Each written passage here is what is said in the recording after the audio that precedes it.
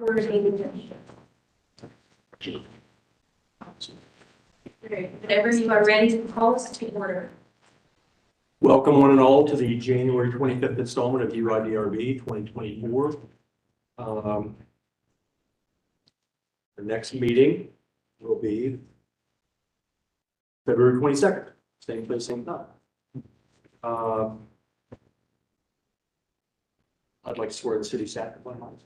Do you swear to tell the truth, the whole truth, and nothing but the truth? Thank you, Stephanie Vincent, Planning Division. Thank you very much. Would you like to call the roll?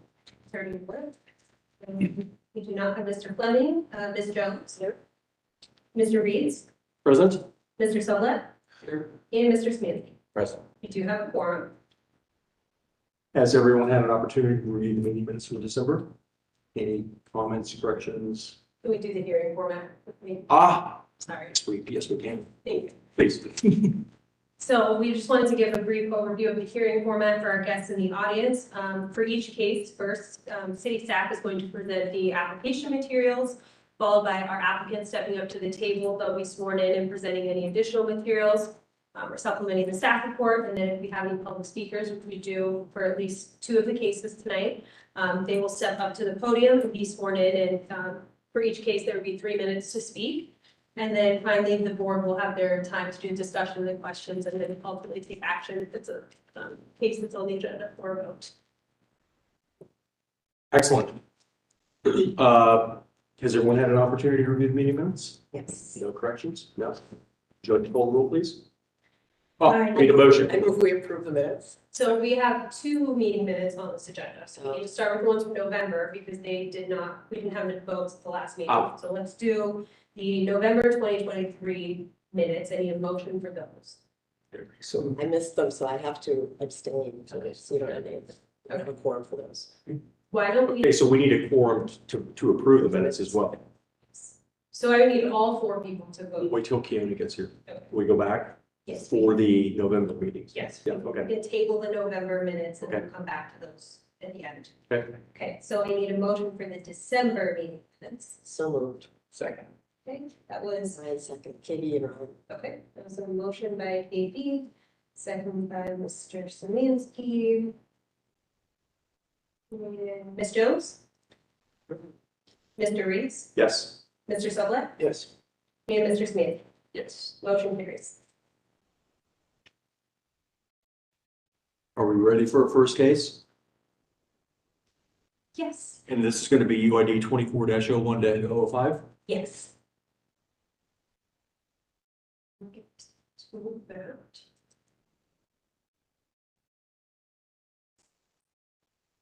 Okay. All right, our first case is UID 24-01-005 for 229 East 11th Avenue. This is a request for action for recommendation on variance. The applicant is requesting a recommendation on the following variance to legitimize an existing condition at 229 East 11th Avenue, Code Section 3356.03, C4 permitted uses to allow for a rooming house in a C4 commercial district. The application includes the council variance application and supplemental documentation, I have here on the screen.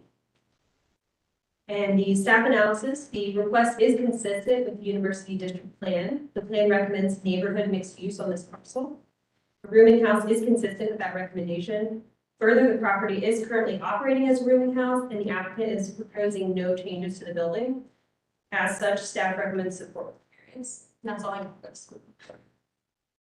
Can I just ask how it was operating outside the zoning for this amount of time? It just happens or? I'm not sure, so we do have a representative from the applicant here, but I gather maybe it's a result of the sale of the property that now needs to be Pushes it to, legitimized. what is the applicant? We do have, yes. Well, I do need to swear you in. Do you swear affirm to tell the truth, the whole truth, and nothing but the truth? I do. Thank you very much. Could you state your name, please? Claudia Flores. Okay. So I'm here to represent my godmom, Martha McFerrin, and her husband. They've had this home, I believe, the last 10 years, and it's been serving as for housing. It's 4 bedrooms, constantly been for people just, for students living there. I believe they renewed something with the Ohio State off-campus housing and commuter network, and they were advised to make this considered a rooming house now. So they, got all the other approvals, but this is like the last hurdle they need to do so. I now understand that explains how it's come forward. Okay, thank you for that. You're welcome. Does anyone have any questions for the applicant? I do not. I can just report that this has been approved by the University Area Commission. Thank you. Motion to approve. Can I have a second, please? A second. Thank you. Ms. Jones, Approve. Mr. Reeves, Yes. Mr. Sublette, Yes. and Mr. Smansky. Yes. Motion carried. Thank you so much. Thank you. Are we, It's just that easy.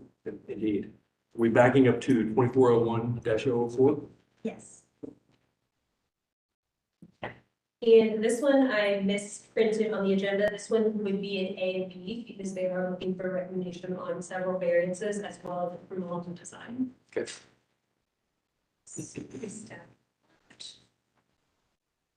Okay, so this is application UID 2401004 A and B for 127 to 135 East Woodruff Avenue. This is a request for action. The applicant is requesting review and action on a proposed new mixed-use building and recommendations for associated variances. The project includes demolition of 2 potentially contributing structures, new mixed-use building to include 17 residential units, which is about 36 beds, and a proposed coffee shop at the corner of Waldeck and Woodruff, and then 7 surface parking spaces. The proposal includes the following variances. There are 12 of them. I'm going to read them all. On the screen if you want to follow along.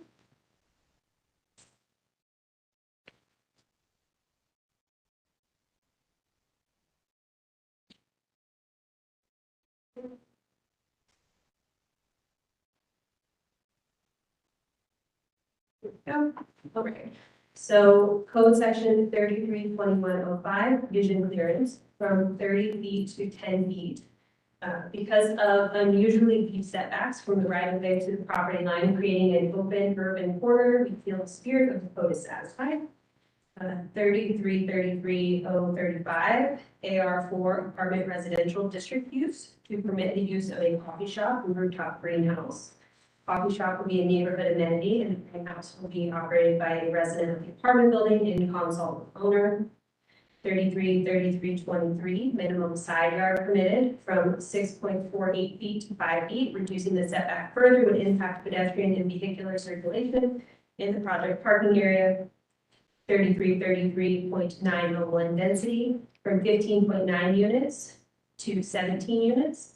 The number of units is necessary for design configuration and development pro forma. 3325.903, landscape area and treatment from 5% to 3.8% at the rear of the lot. Building will screen parking from both streets and create a desirable building edge to the intersection, which is rich with street facing landscape. 3325.905, maximum lot coverage from 30% to 53%. Building will screen the parking lot from both streets and create a desirable building edge to the intersection. 3325.907, parking B from 33 to 7 spaces. The Client Indianola Presbyterian Church has parking and additional parking accommodations within 750 feet of this project. Additionally, the project will accommodate interior bicycle storage for residents. 3325.909, building lines from setback from 25 feet to 10 feet. 10 feet is more consistent with the pattern of development in this urban neighborhood.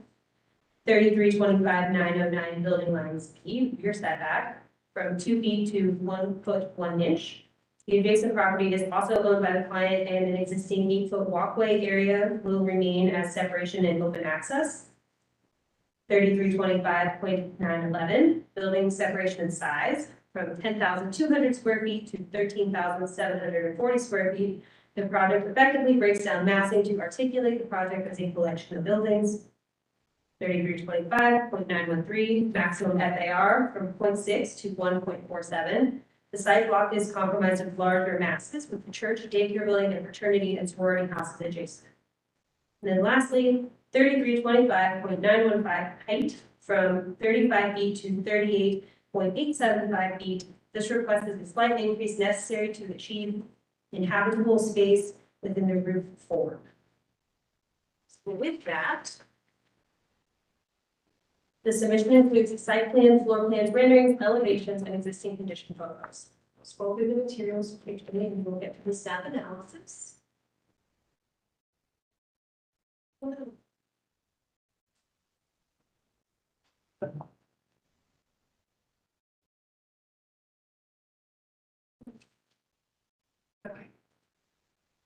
So here we have a perspective.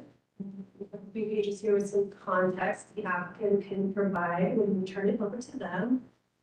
Additional renderings, this is the wall deck side, woodruff side and the wall deck side. They provided information on materials. They're looking at asher stone, fiber cement panels, lap siding, and then wall packs for exterior lighting. Provided some contextual photos. As far as the conditions of the two existing buildings, these photos were provided. And then we have our site plan. See the surface parking here. We get into the different floor plans. They provided the unit square footage and the unit count for each type. Floor plans. We have our elevations. Sections. All right. So after review, the proposal is generally inconsistent with the recommendations of the University District Plan. The properties are recommended for higher intensity residential, not mixed use. The plan recommends an FAR of 0.6, a height of 45 feet, parking be provided at a rate of 0.75 spaces per bed, and that 8% of the total lot area should be preserved as landscaped open space behind the principal structure. The proposal as presented is not consistent with these development standards. The plan also recommends the preservation of contributing structures. The two houses being proposed for demolition are potentially contributing, dating to 1913 and 1924 respectively. Staff requests that the applicant explore a development proposal that retains these structures. A sufficient conditions assessment of the buildings has not been provided at this time. In regards to the design, the University District Plan recommends that new construction be of high quality design and materials that is compatible with the surrounding neighborhood. The scale of the proposal is appropriate, but additional information on materials is required. The University District Plan also states that proposals should include a high level of transparency on the ground floor, as well as pedestrian amenities such as seating and connectivity to the sidewalk. The proposal is consistent with these recommendations. The proposed surface parking is generally consistent with the plan recommendations regarding location and design. Staff does recommend that the applicant consider a further parking reduction to allow for landscaped open space in the rear yard. The applicant is proposing a shared parking arrangement and increased bicycle parking to offset the requested parking variance. Full details on the proposed lighting, materials, rooftop structure and use, and landscaping have not yet been provided. Sections of the window and storefront systems are also needed. As such, staff recommends continuing the application to allow the applicant time to further develop and refine the proposal to increase consistency with the recommendations of the University District Plan. Thank you. Thank you. I assume you're going to have things to add, so please swear to you in real quick. Do you swear to affirm to tell the truth, the whole truth, and nothing but the truth? I do. Yes. Do you have anything you'd like to add to the staff's review of the proposal? Maybe just a little context of the client and the mission of this project. Indianola Presbyterian Church and the pastor Trick Porch. This is really his vision, and I think hopefully there's a video that you might have been able to review that Trick put together talking about the mission of the project. But he's really interested in creating a critical mass of essentially an intentional community of faith-based living. So This is it's an apartment building and it's student housing certainly, but he's interested in providing housing for maybe faith-based groups that want to live together and be very inclusive. He's very interested in inclusivity of different faiths and kind of creating an epicenter of faith-based living within the church community. He's also quite interested in this project kind of giving back. So it's not really seen necessarily as a profit center for the church, but it's seen as something that they can continue some of the mission that they have where they've had refugee housing, and they can provide some greenhouse space, which a resident of the community could operate in consultation with the church.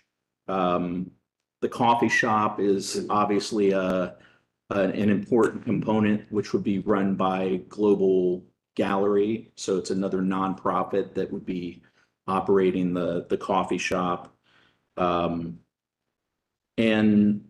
materially, we kind of saw this project as it's sort of like two projects in one. You have the Woodruff Street edge and you have the Waldeck Street edge. Yeah, before you go on, Yeah. Steph, I think everyone might benefit if you could call up Google Maps and if we could understand this in a little bit broader context, so where this thing's to do exactly, what's around it might be beneficial. And while she does that, we saw the 8-minute video.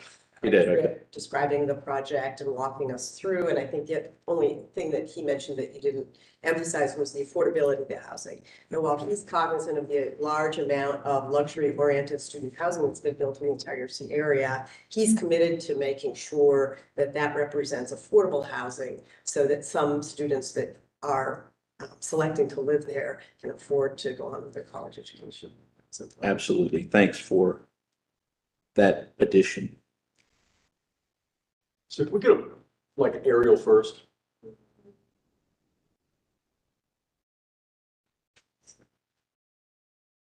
So I think we're 2 blocks east of High Street.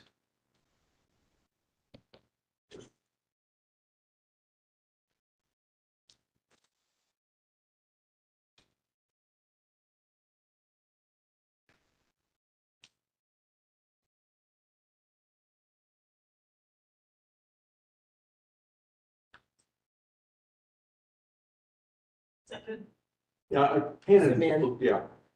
There we go, keep going. so the red dot is. Okay. So that is your site. That's the site. It's and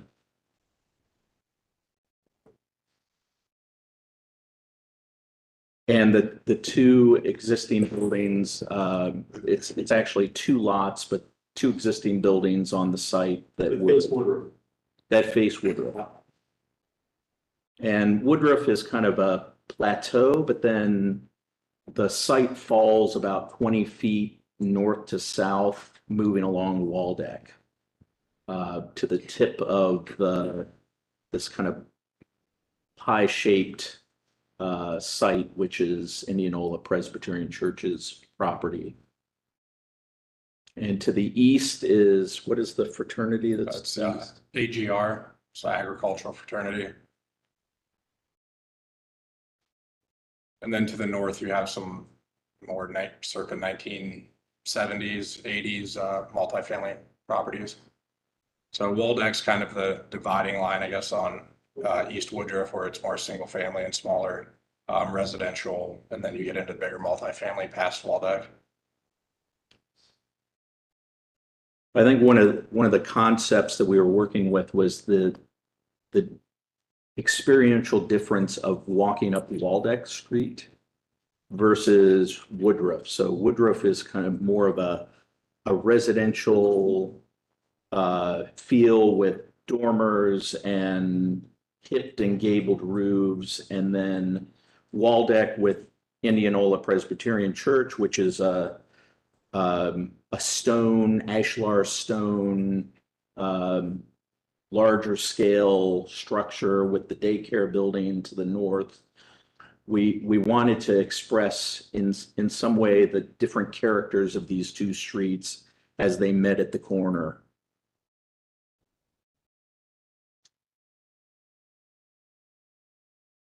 And so we're doing that along Waldeck with an ashlar stone base with slightly projecting forms that are kind of they're clad in a blown up cement panel that is a kind of scaled up ashlar pattern with an entrance for those apartments on Waldeck, and then on Woodruff, you have the entrance to the coffee shop. You have that stone base wraps the corner. You have the entrance to the coffee shop, the entrance to the other apartments and the greenhouse. And then that is a more vertical dormer articulation, different kind of skin. So it's a horizontal cement panel siding with some accent trim. And has UAC heard the 12 zoning requests? Has approved, They have all been approved? yes, Okay, the last commission meeting. okay, great. So they supported all variance requests? Yes. Okay. See. Do you have anything else you'd like to add before we're one I minute think for the public? I think you would like to. Yeah, let's get your input and, Well, we have to do that. I think the protocol is we want the okay. Not, yeah, I know we have one, but I don't know if we have anyone else that wants to speak on behalf of this case. No. So we should go ahead. just the one.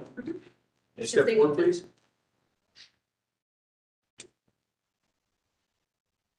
Do you swear or affirm to tell the truth, the whole truth, and nothing but the truth? I do. Thank you so much. You'd state your name for the record, please. My name is Bob Singleton. I live a few blocks from the project. And I've lived there since 1978. I'd like to speak on behalf of the two properties that would be demolished. They're dismissed in the project's hardship statement as two single-family residences that were converted to apartments long ago, as if it were their fault they were converted to apartments. In fact, they're classic university area architecture, likely homes to OSU faculty or high-ranking administrators in years past.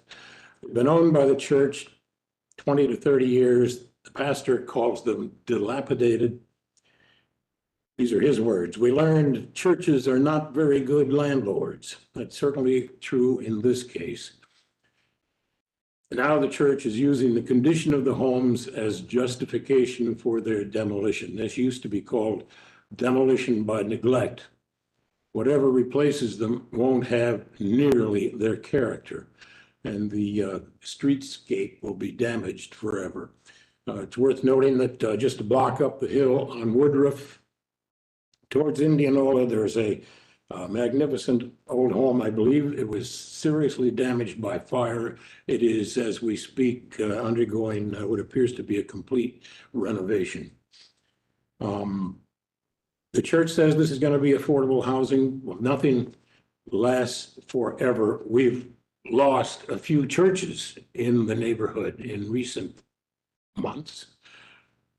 There's one just north of my home that has been converted to two apartments. It's on the market right now for $700,000. There's big money in churches, it seems. But what this project goes through, it may be affordable when it's built, but will it still be affordable down the road?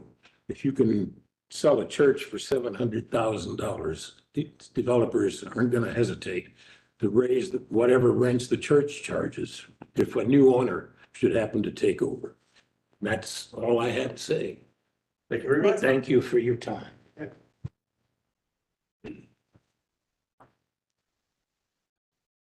At this time, I will open it up for the floor. I just have two quick comments in response to that. I'm Justin Garland with Buckeye Real Estate, for those of you who don't know me. Regarding the demolition by neglect, the church has come to the realization that they are better at serving Lord than maybe being landlords. So that's why we have come into this project to operate as a property manager for them. And then as far as the affordability, a key component of it is obviously their mission, but then obviously they benefit from the tax abatement if we were to go through and provide with the affordable housing. So that's going to be something that they will pursue in this project. Let me just comment that in terms of the nature of this project has undergone a really fairly dramatic and really positive evolution since it first came to the commission on a conceptual level. And I think that I really can't think of a directive that we requested that wasn't responded to in a positive way. I have to admit that until Bob brought it up, I had not considered the possibility of changing ownership. But I ask you to comment on that. I'm assuming that's a fairly unlikely possibility given the connection to the church structure. But I'd also say it is. I've also mentioned other churches and other cases. It is very positive to see a church responding to its future by investing in its property, as opposed to seeking to leave that for other sites. And I think that's a really positive aspect for the neighborhood. And I would build on that, Tim, by saying not only investing in their property, but by so doing, investing in their community.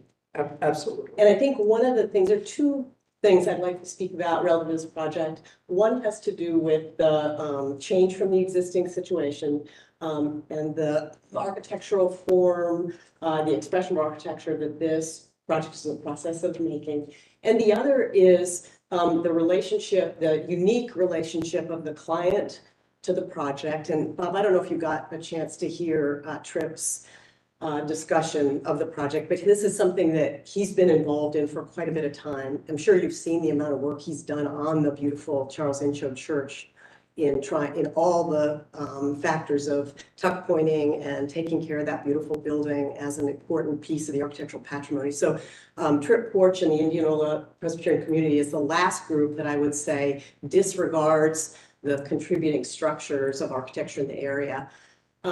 So I'll start with that point because a number of things that community has done under Tripp's leadership includes dealing with the landscaping in the foreground, done a good job of improving that by replacing with a pretty mature tree, a tree they had to replace. Giving over the other triangle of land that's now part of the community development of a park that they've received community-based funding and had a meeting last Monday to take input on that larger neighborhood community impact. The idea of the coffee shop, I think, is terrific. The neighborhood needs some kind of community gathering space. I think that is a place that under the tutelage and the support of the church community would very likely be a very positive contribution to the community. I've been working with the Afghans that have been living in that house, so I've seen the condition of the house. It's horrible. Any investment, the church can't afford to invest to keep those contributing structures as a positive part of the community. You mentioned the house that's under renovation now. I'd love to see you put some energy into that because I'm fighting the change of the roof line. They got shut down. They started building before they got their building permit. They're now on hold, being fined by the city. And that's an example of a developer that's not working in good faith. They're simply wanting to blow up that roof and add a bunch of more units on the upper floor. Whereas what I see happening with this project is a real model of how the university needs to continue to grow and evolve to serve the constituents. As you know, I live right around the corner, so I'm watching it out my window. And what I admire then, I'd like to switch the conversation to the architecture. What I admire about this massing and this architecture is that they're looking very carefully at the context, materially as well as in terms of massing, they're able to accommodate from a developer standpoint, a pro forma and a inclusion of the number of beds and units that will work without having to double the height of the site. And we've seen projects that are attempting to do that and I think are effective. And this one, from an architectural massing standpoint, is effective. I know the architects are in a design process, so they're continuing to develop the expression of the building's materials. And as Steph mentioned, there'll be more presentations of the window details and the materials and so on. But I think they're working in a good direction with continuing the materiality of Waldeck, but then taking the opportunity on Woodruff to begin to have an expression of contemporary architecture that's very intelligent and fits with the language of the dormer housing that continues toward High Street, but also makes an effort to express itself. It's not a single family home that a bunch of beds have been crammed into. It's a different kind of institutional housing with a different focus that the church community is investing in. So I feel like this is a really positive example of the kind of thing that we're going to need to see more of as we recognize that the neighborhood community is in transition. And I really value the dialogue and the professional relationships being developed between talented architects, a committed developer with best interest of the neighborhood in mind, and the church as an institution.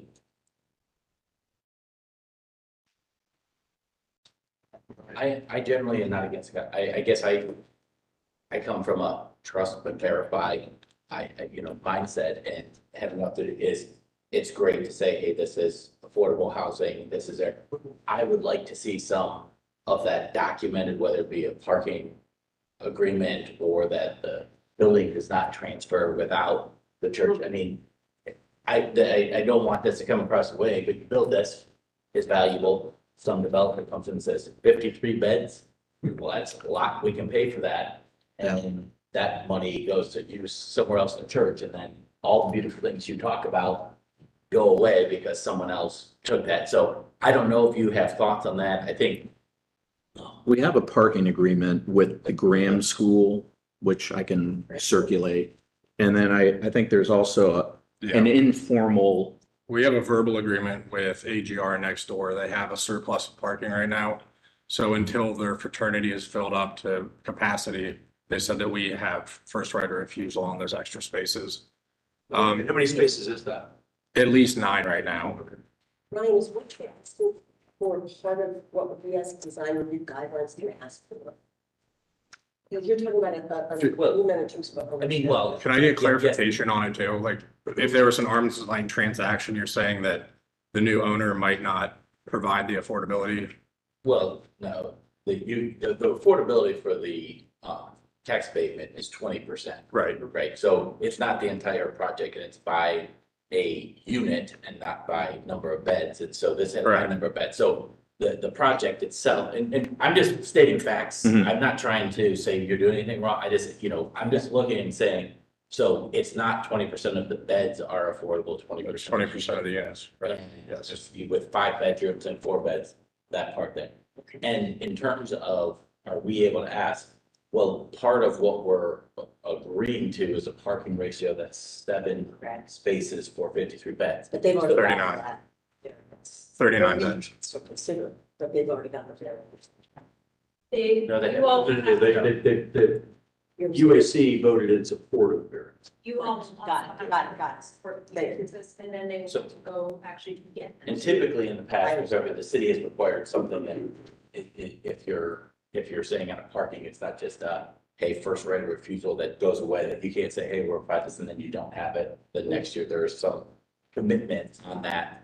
And I guess all I'm saying on the tying it on there, I'm not ironclad on saying that, I'm just saying that the idea that this is affordable, that this is for the church purposes and all that there, I would like to see something that's saying, yeah, we're committed to that, for 10 years. I don't, because I think there are things that we are agreeing to based on that tie with the church, the reduced parking, at least for me, the reduced parking, and, some of all the other variances in relation to them. I mean, there are a lot that we're agreeing to those because it's tied to with the church, that the church is the neighbor, and so, I just give it. Because your concern is that the church, they build it and then in a few years, they sell it off as for profit and. Yeah, I mean, you guys said it yourselves, that it's, the church isn't a landlord, so they're hiring someone to do it, but then it's very like, hey, we're not making. It makes sense to sell this, we can use that money for other purposes within the church or do those things, that would just be a concern or a Yeah. question. Aren't there stipulations with the tax credits that it remain affordable for a period of time? Yeah, for 15 years. But, Those, that portion of. correct, those Right. 20% of the units, correct. But you want to make sure that Trip holds on to it for a certain, an extended period of time. I guess I would say their goal would be to own it as long as they're still an operational church.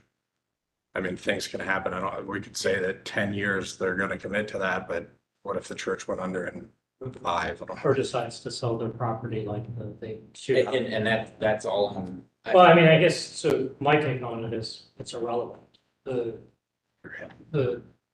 don't know if I would hold, I guess what I would say is I would hold them to that same standard as any other property unit. It's irrelevant that this is a development for the church. Is it appropriate in terms of asphalt treatment, parking spaces, regardless of whether the church is the owner, it's just a private development. I mean, I would say, I think I looked at the application prior to the meeting and I actually drove by the site this morning and in general, it's reasonable. I think the scale and the mass is not inconsistent with other existing buildings in the area. It's a pretty chopped up site. I would say, whatever attitude I personally feel to this site, I would try to be consistent with the other applicant who is, 2 blocks away and doing something similar.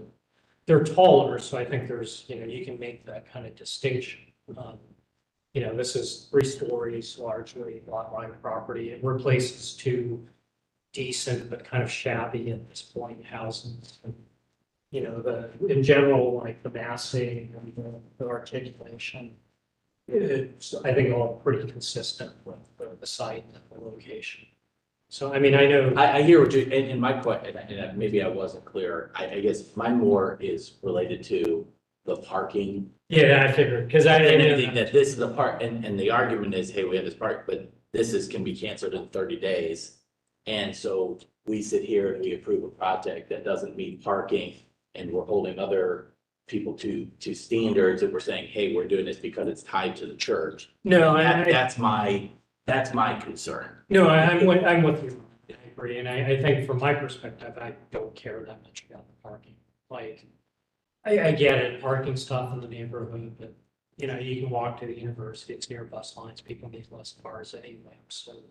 But I agree with you. I think it would be unfair to say that we're gonna allow them because they got the agreement with the church, but the next applicant, we're gonna hold to higher. And Stephen, maybe you're talking, typically what I've seen is the city, I guess if you're getting variances, that's one thing, but typically for parking, it's required more of an agreement that lasts, I think it's like a 10-year, that this wouldn't, a 30-day cancellation wouldn't be that requirement. I think the variance request is just based on, 7 spaces for 39 beds. The supplemental parking is just a benefit. If it's there, it's there. It's great. But it's not. And I'm just saying, my issue is I don't agree that 7 is enough, so I have a hard time agreeing to that variance. Okay. Is what I'm saying. Well, for what it's worth, right, with the parking overlay, tenants would not be able to get any on-street passes, so it's not like their vehicles are going to be, an influx of parking on the street. They're Why not, would they not be able to get parked? because after 2010, I believe, if you request a variance on your property or on your project for parking, the tenants of that building are not eligible for street passes. I did not know that either. But my viewpoint on parking, I think I'm probably more aligned with county is that I see that as, that's the developer's problem. I really don't care. If that. Yeah, it's a marketability. That's great. That is great. Right. Glad the city's doing it like that. I don't care. Well, and as far as you know too, it's a marketability thing too, right? You need to be able to have a certain amount of parking to be able to market your units as well. That's, So We have 16 it's a clear risk, I bike guess, they're willing spaces. to take. Walk or bike, right?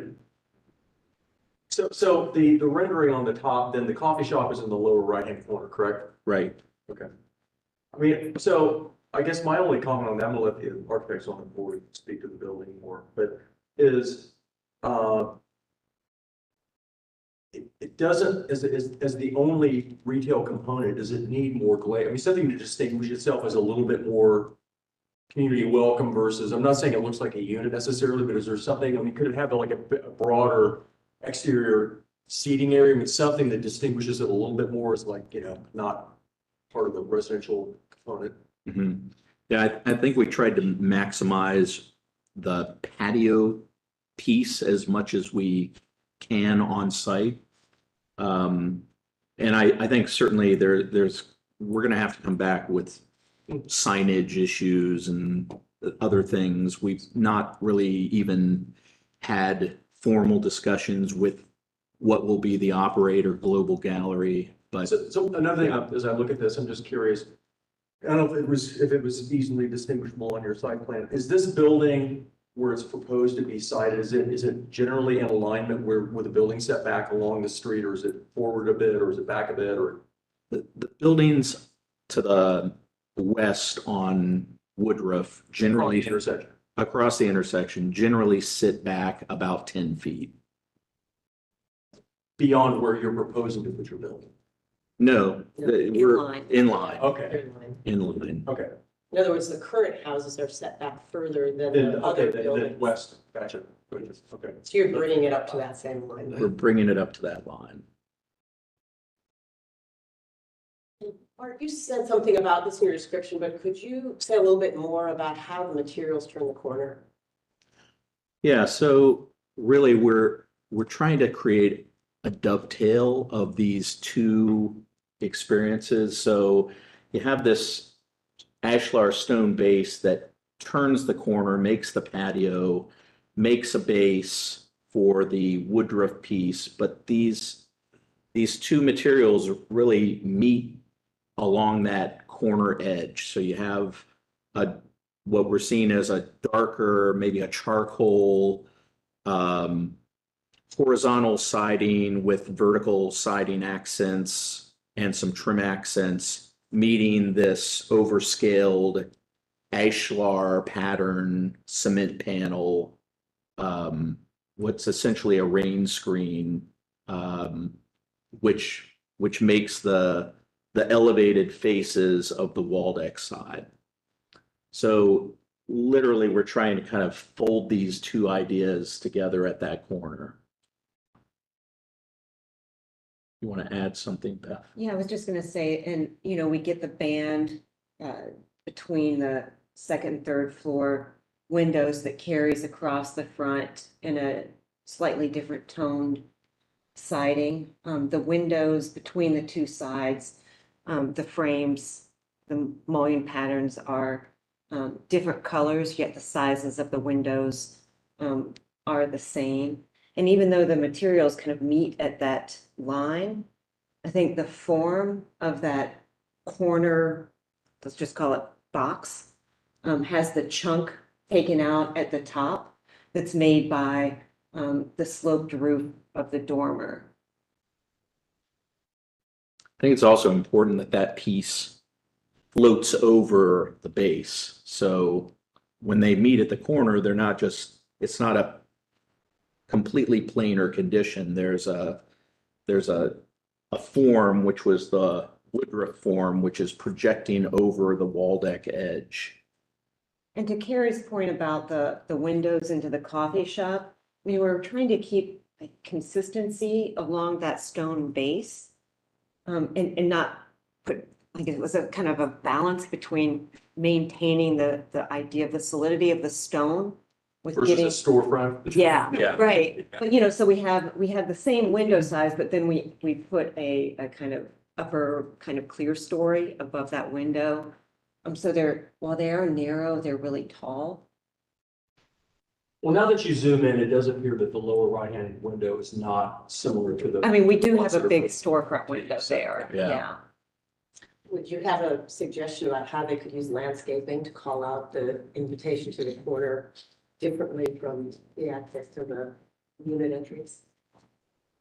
Well, one thing is I think it probably would behoove you to have the ability to access the patio and the door from both sidewalks. So you don't have to go just from the north, that you could come from the west as well. From Waldeck. Yeah, exactly. So, additionally, I mean, I don't know how many feet the patio is north of the building face, but, I don't know if there's some magic line you can't cross, or you're gonna need another variance to extend it a little bit. I mean, I don't That's know. the property line. Is it just property line? Okay. Yeah. Okay, you're all the way out there then. Yeah, it's 10 feet. But I think the comment, and that came up in the staff report too, of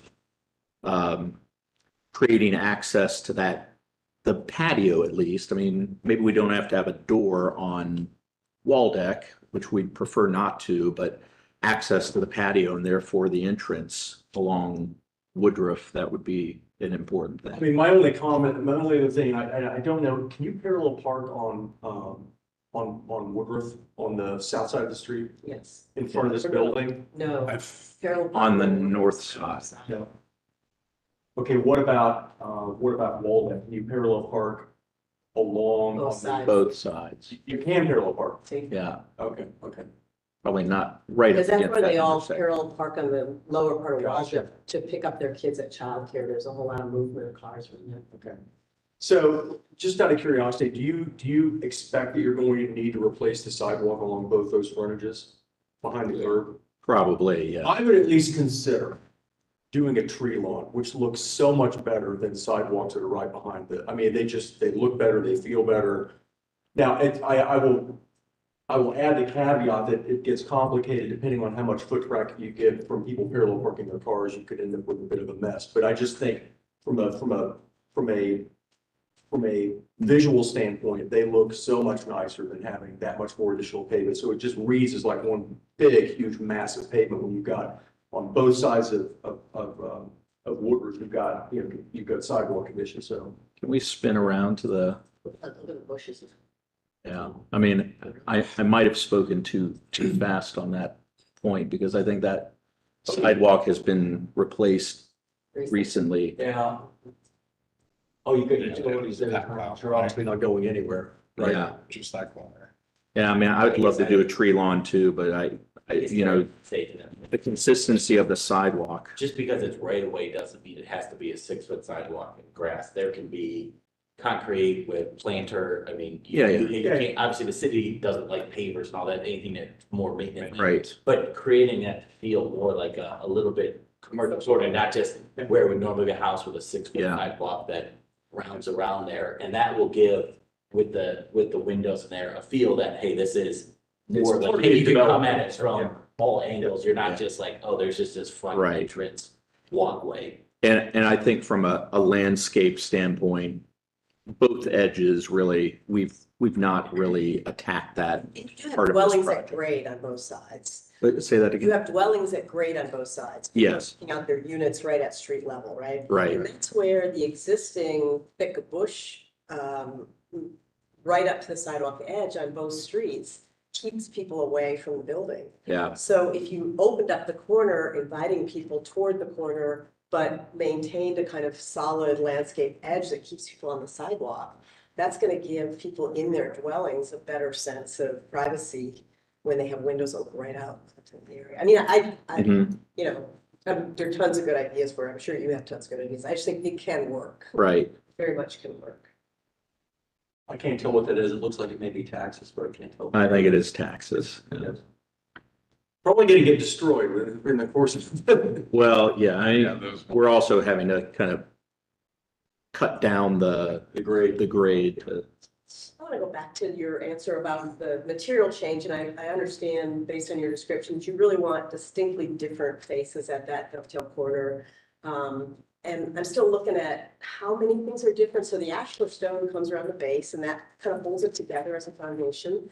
But you've got really dark surfaces on the shady side of the building. And I like the warm wood with the dark, cool material. But I'm just wondering if there wouldn't be more communication on the corner that tells us, maybe it's the same wood, mullions of the windows around it. But I'm still kind of trying to get my brain around the fact that the dark material is also in shade. Mhm. So are you thinking that if it were a lighter color, that there'd be less distinction between the two, that? Or some mix of the same cementitious, lighter ashlar color. Yeah, And that the facade weaves together some of that material. Yeah. Or something. I mean, I really like the breakup of the massing that the dormers creates. I like the big scale of the idea. Yeah, I think, I mean, for me, I feel, and I know you have your, and I'm not an architect, but like completing the form and turning the corner on that element, but the brick or but the stone wrapping around, like it feels weird to me to see this harsh corner, like you don't see each of the things at the same time, but you're really going to. It's not like you're gonna see the Woodruff side and then you're gonna see the Waldeck Right. side. Well- You're gonna see a lot from this angle. I mean, Yeah. yeah. I live on this street and like Yeah. you're walking home and on the other side, this is what you're gonna see, that angle. So I understand, are you suggesting that independent of the color, whether it's too dark, too light, that expression wraps the corner? Just for that one form that, I mean, this is really two buildings and you So- described that. Oh, I see what you're And- saying, that massive. That top mass, just complete that. But I'm saying just that box. Just that area. one box. Yeah, yeah, that's. And we looked at that. I thought you meant, yeah. yeah, we did look at that. In terms of the colors too, I wholeheartedly agree that That's that's. sort of a more normal approach, so I can only assume you did this because you wanted to do that. We Like, we like the It's contrast, sort but of like, I mean, it's like normally, you know, we all teach the case, I think, you know, that's what you tell your students, like, we're turning this form, kind of resolve the form, but. So I have to assume the kind of schizophrenia was Yeah, eventually, It- like. it is, but I think if, Intentional, perhaps unappreciated. let's call it compatible schizophrenia, though. Like, I think that, you know, there still is some compatibility, you know, the window types are the same, that, you know, we're kind of riffing on the window types, but using the same windows on both of the pieces. But we did look at, for instance, taking that ashlar, wrapping the corner with that last bay, and it just, frankly, it just looked weird. It was like, it wasn't, it looked like, why did you stop there? Why didn't you keep going? And, you know, it just seemed like a cleaner move. Look at the other way, the gray turning the corner more. That's, oh, the gray turning the corner more. On the second story. Yeah, Yeah, so that, That That form, being- that's a strong form, it's a big block. yeah.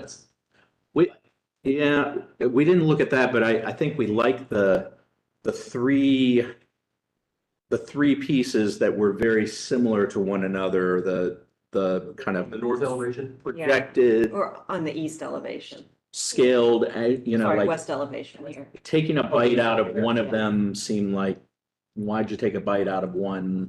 I don't know, just, Yeah, I mean, it's sort of, it's counterintuitive, but I feel like, you know, you're like, okay, you know, the west elevation, that makes sense for the existing building, this is the right treatment. Turn north, it's a more residential treatment. The two don't really mean, who cares? That's just fine. yeah. I mean. What happens when you keep going? What happens on the east elevation of the dark face? We have a elevation, there you go. So that keeps the dark going. So that is, you know, that is a form, that's a, I mean, honestly, we have debated this between the two of Beat it us. up pretty good, did you? Yeah, yeah. we had so many Debated. versions of how much of this to this, Yeah. and And we tried a very neutral palette, you know, on both sides, even though the north side could be, you know, it could be a variation in textures rather than color. And at the end of the day, this is what we felt, you know, was the best. You know, It's sort of slightly irrelevant question, but why the coffee shop? You missed Tripp's explanation. You gotta watch Tripp's video, the 8-minute. Yeah, I know. yeah, That will explain it for you. What's the 30-second version? it's a, He wants to have a coffee shop. He's explored putting a little coffee shop in collaboration with Global Gallery in the existing church, but we thought it would be a nice component. Now, it's obviously a variance because now we're doing tiny bit of mixed use on this project, but It'll be out of business. You should listen to the whole thing though, Keone, because the explanation is really part of a bigger story that he's telling, which is that the church is investing a lot. They're putting a greenhouse above their. I'm fine with it. It makes no business sense. It's too bad Frank wasn't here. Like, it'll be out of business in 6 months. Like, the number one rule of retail is you gotta be. I'm gonna go every day. There's a coffee shop in Me too. the Indianola. There is, because it's supported by the church, and it's Bingo. for the church's purposes. I mean, if it's for the church, it'll probably last, but like, yeah, it's not. I mean, unfortunately, in the 21st century, nothing on a retail streets that isn't on the retail street survives. That's why Gateway has trouble renting out the So that's space. why Gateway has trouble. Well, As a face of public street. yeah, I mean, it's literally, it's the number one rule of retail. Take it off the public street, it's going to die. Back to the facade composition. The other But, thing that I I mean, like they- about this particular image, I really like the read of horizontals and verticals, because what I read in this one that's different than the front is those horizontal bands at the base of the windows Mhm. that starts to look like a kind of compositional balance of vertical and horizontal.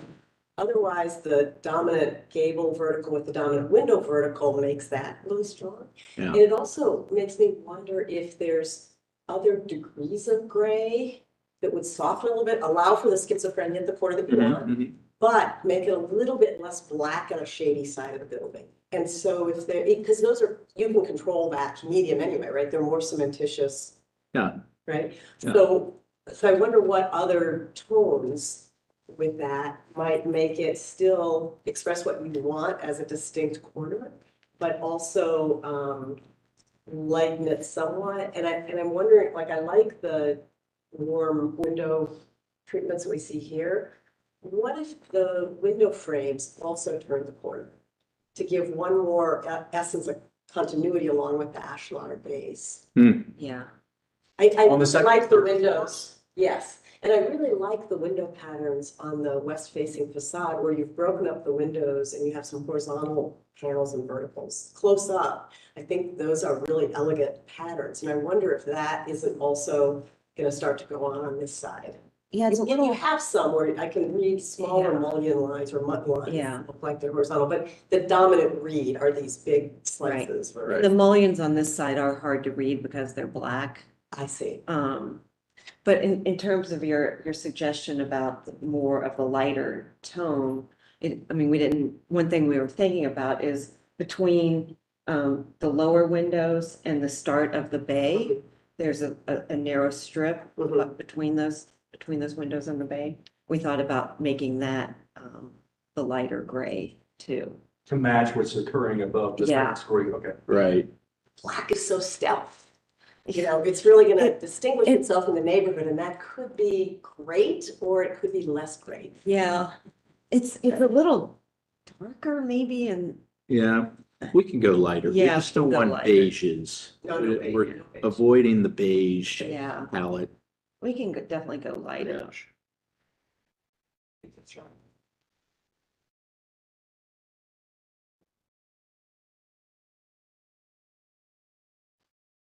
Are there any additional comments? Do we need to speak to the point that Steph made in her report about mixed use? I mean, it seems as if this is while you're right in terms of defining that point, it seems that these are lower key kinds of mixed use with it's not a Starbucks that you're putting in. And frankly, to me, I wonder about the greenhouse in terms of that definition. It almost seems more like an amenity for the apartment than a commercial use. It Or a is, common it is area. an amenity for the apartment. So is the intent of the greenhouse that you can grow food up there, or is it an amenity space that will have potted plant? I mean, I just don't. It's Who knows at this point? to grow food for the food bank and for Okay. some I mean, Steph made the point about that, and we're talking about, are we talking about a variance on that point? There is, there is a variance, the second variance in the list is to permit the coffee shop and the greenhouse. A variance is required to permit those uses in the AR4 district. I mean, it would depend on the use of the greenhouse, because if the greenhouse were, like, you know, a common space for the apartment unit, you go hang out. It's not. Residential, but if you're growing food for, yeah, then it's a commercial use. Yeah. I mean, like I said, I have no real positive optimism that the retail functions will last long. But I think that the issues may be whether or not you want to set a precedent that allows that within the district or the area. Because I feel like if Having a commercial. yeah, which I mean, in the grand scheme of things, is a good thing, right? Like if you could support ground floor residential and throughout ground floor commercial throughout that area, and grow it as a, you know, a commercial district at ground floor with retail above, that's actually good urbanism. So it might be fine to allow that precedent. To me, they are fairly low-key commercial uses. And I'm still not sure I understand the commercial nature of the greenhouse at all, as opposed to an amenity. But in any case, I'm not bothered by them. And I guess I brought it up and referred back, hoping that this was not going to be a holdup that we were overlooking. Well, I mean, I think you raise a point, which is if you accept a variance for commercial uses on the site, then the next person, the next developer of the site that comes along that has a commercial use has a precedent. So you just need to make sure that you're comfortable with the precedent, because it'll apply, it can be used to apply to other properties in the area. I don't disagree with that, but I think this precedent has an asterisk associated with it in the sense that it's being operated by the church, and I don't think it has the expectation of a profit center to the same extent that a typical. I don't think they can make that But if mistake. somebody sells pumpkins in the front yard or all the other alternative commercial things that happen in the neighborhood of these I institutions. mean, you gotta look at what the zoning code does and how the zoning code defines a commercial use. You cannot make a distinction between a commercial use for a nonprofit and a commercial use. I feel like I'm sounding like a lawyer here. Go for it. But this is, I mean, we aren't making that decision, and so the thing that I think is, you have to look at is, it could be a Starbucks. There's Yeah. nothing that we are approving that says it is operated by the. Nor can we, nor is it within our. And I'm not against it, I don't have a huge problem with this at all, but I'm just saying, like, that's my point about the parking, that's my point about this, is there are precedents that if you say, oh, well, it's because it's the church we did this, like, there are precedents that go with that, and that's beneficial treatment for specific, Yeah. that's all I'm. I just, Yeah, I totally agree. I did not bring this up because I had a problem with it. Yeah. I brought it up because I didn't want it to catch us up later on. But, and with that being said, I don't care if it's a Starbucks, like, I think neighborhoods with commercial, if they can survive, that's great for everything. When I lived here on Greer, I would have loved that to be a coffee shop on my way to campus, like, that's what I want, like, so. I'd just like to add, and this might help the precedent argument, but when staff reviewed this project, they stipulated that even though we have to calculate the amount of parking needed by this small commercial space, and it is small, I think it's 1,200 square feet, we could not allow the coffee shop to use any of that parking. So that's not going to be parking that is used by the coffee shop. They'll have to park. They're walking or parking on the street. That's right. But they deliver back there. What's that? They have a delivery on that side. They could. They could deliver, but they cannot use the parking. So that's one of the stipulations.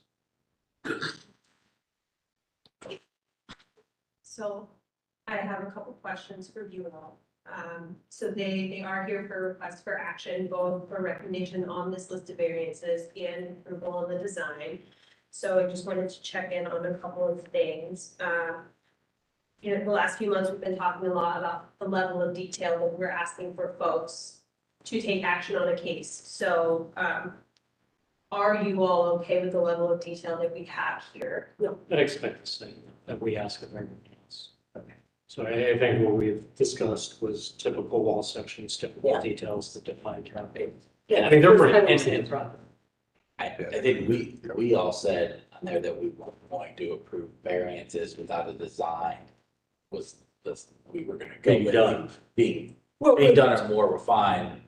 yeah, I mean, I don't think we required, a design to be approved and vote worthy to vote on variances. I think we just expected the design to be sufficiently developed that we felt Yeah. comfortable with variances. So, I mean, I guess my take on it is I'm comfortable voting for the variances because I think the design is sufficiently developed to, give me confidence on that.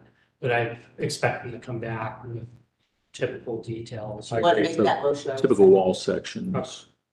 Yeah, typical wall sections, typical details, like windows, just stuff that Windows, defines. Lighting. That sounds like very close to a motion. Yeah, sure. So to clarify, we're talking about, we would be making a motion on the variances. Yes, And then the motion on the design, sounds like it would be a continue. Correct. Yes. Yep. Yeah, I mean, I move to support the variances submitted by the applicant and to continue the design application until the submission requirements. I second. I would say, let's do them separately. So we'll do A for Okay. the variances. Motion to support them, as submitted here. Please don't make me read them again. That was seconded by Ms. Jones. Okay. All right, Mr. Fleming, Yes. Ms. Jones. Yes. Mr. Reeves. Yes. Mr. Sublette. Yes. And Mr. Smansky. Yes.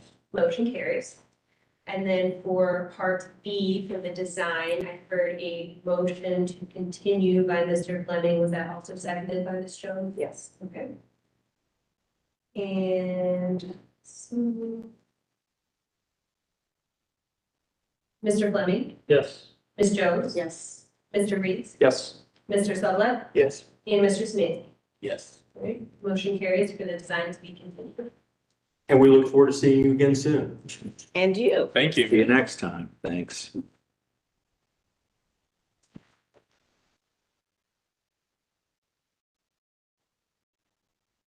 Which moves us to 2301-006. Yes. That should be 2401, my apologies. Ah. Where that is. That's. Word.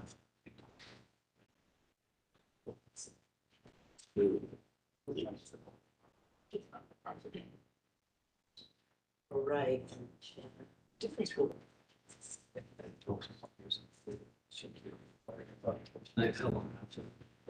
Say they would parking in their residence because of a variance and get street parking, then that or neighborhood. Parking areas for developers probably. It's a development. Of course, the church has side street. And the church has that biggest part of the lot. Okay, Ready for the next one? I am.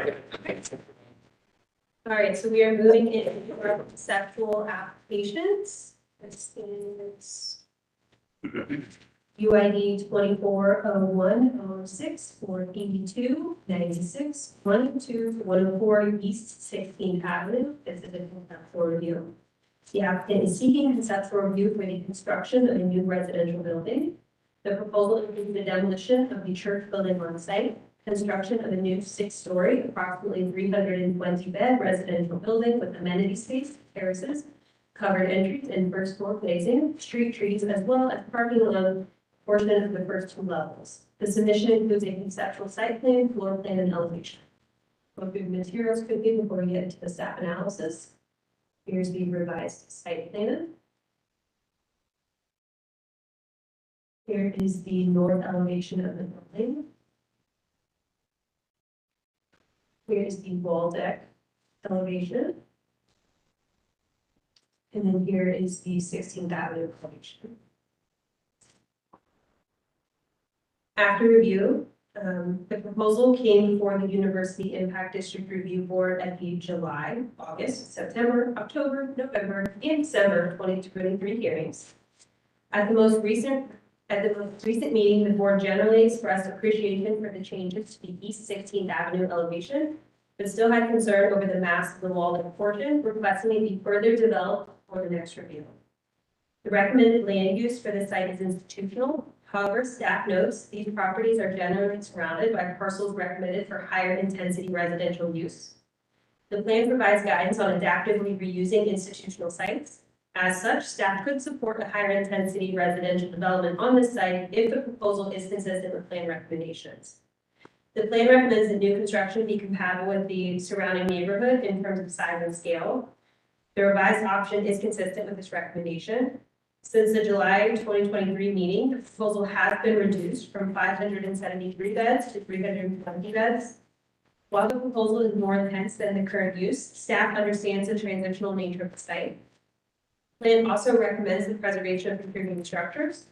The buildings on site are potentially contributing. The proposal results in the demolition of the church building, but adaptively reuses several significant architectural features, as well as preserves the duplex building at 102 to 104 East 16th Avenue. The University District Plan also recommends open space preservation be a primary consideration for redevelopment proposals to conserve as much open space as possible and mature trees on site. And then multifamily buildings include stoops, porches, balconies, or other features to ensure that they contribute to the street.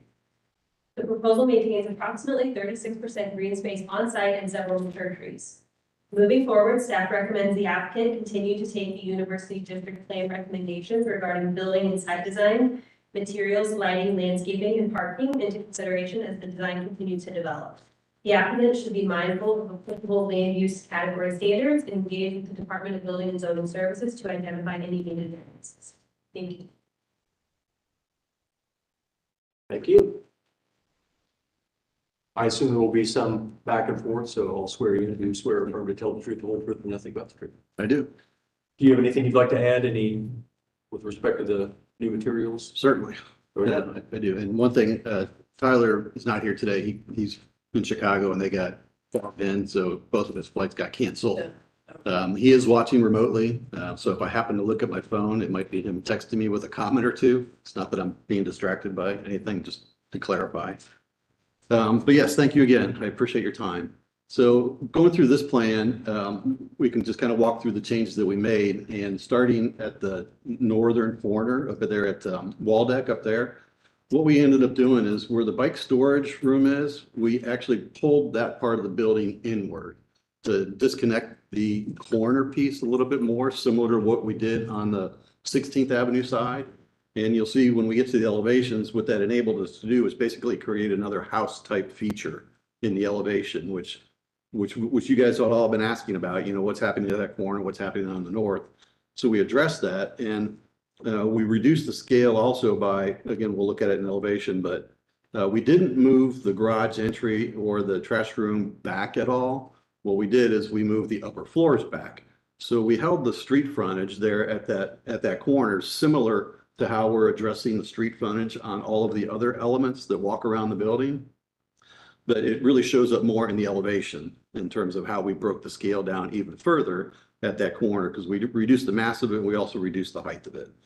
So kind of going clockwise around the building, what we ended up doing is when we shifted the upper floors of that northern bar, which is the residential piece above, we actually slid that slightly to the east, which enabled us to create more of an offset on the elevation on the wall deck side of the building. So it was really just kind of moving some pieces and parts of the building around in order to get the vernacular and the language that we wanted to create on the streetscape side of the building. Again, going further around the building, what we did with the 3 townhome type units, we did raise those floor elevations. So we now have a patio, a porch consistent with the other townhomes further to the east, and creating that separation from the ground plane to the actual finished floor elevation of the building. We still have that walk-up condition on those townhomes as well, which then also creates consistency within the streetscape in terms of those 3 townhomes that are remaining and all the other townhomes that are around the community here. with that sense of entry into those particular elements. We added behind those a interior corridor, which enables the circulation for those units to come from the main lobby, through the space and into those townhome units. So, and then going around to the rest of the corner of the building, those three elements there really didn't change, that face Waldeck and 16th, that particular corner. One thing that I think is important to note, because it's been a topic of pretty much all of our discussions, was the architectural features that are currently in the church that we've presented as preserving and reusing within this space. One of the things, as we got into more detail with the actual elevations of the building, because of how we've reduced the scale of the building so much in elevation and in massing, those window elements started to become out of scale. And so it started to become a little bit difficult to create what we originally were trying to do, which was bringing those to the forefront and putting those onto the exterior elevation. So what we've done in this presentation is that we're using those features interior to the lobby space.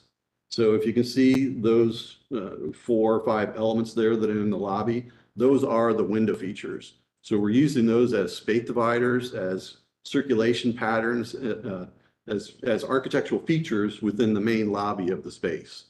So we felt that that was a fair, I don't want to say compromise because that's not the right word, but because of what we've been striving to do on the exterior of the building, those window elements became, well, truthfully, just out of scale. That's all it is. It's not an aesthetic thing. It's a scale issue. And so we found a better way to use those, in our opinion, in terms of using those at the main lobby space for a functional piece of the interior lobby. So from a plan perspective, those were the main changes that we made going around the building. If we want to go to maybe the next slide, not sure which one was on there. Do you have also the previous package that we submitted handy? Not right this minute, but. Okay, well, we'll go from here. I mean, this is the north elevation in terms of starting to block that out. You can see how, the upper part of the 6-story building, which is the main body of that bar building, that we were able to push that back fairly significantly. It's about 40 feet from where it was. If you remember, we had the 6-story element all the way out onto the Waldeck Street frontage. So with that move that we made at that corner, we were able to create that other house type feature and push that 6-story mass of the building back again approximately 40 feet, which shows up probably more in the next elevation. And yeah, this one here. So you can see how that, you have the 2 garage doors, which is the trash and the garage entry, and that notch that's that's to the right of those, that is the bike storage room. So that's the part of the building that we pushed back and created that recess within that frontage to help accentuate that other townhome-ish house-like feature, which really in our mind completes the 2 sides of the building. We've obviously been a lot focused on the 16th side of the building and getting that rhythm and that scale correct. And as we walked around the building, and we'll see in the other elevation as well, but those 3 elements there are all in the same scale in terms of what you see at the frontage. And then as you go around the corner, the very corner, it's consistent. And then you can see dramatically how the buildings are stepping down, with the scale of the building to marry up to what's to the east of the property. So we really worked hard, and under your guidance, admittedly, that, we really wanted to emphasize, the 16th side of the building and address that scale feature, and then complete that elevation by walking around the building and slightly increasing it as we walk around to the corner and onto the Waldeck side.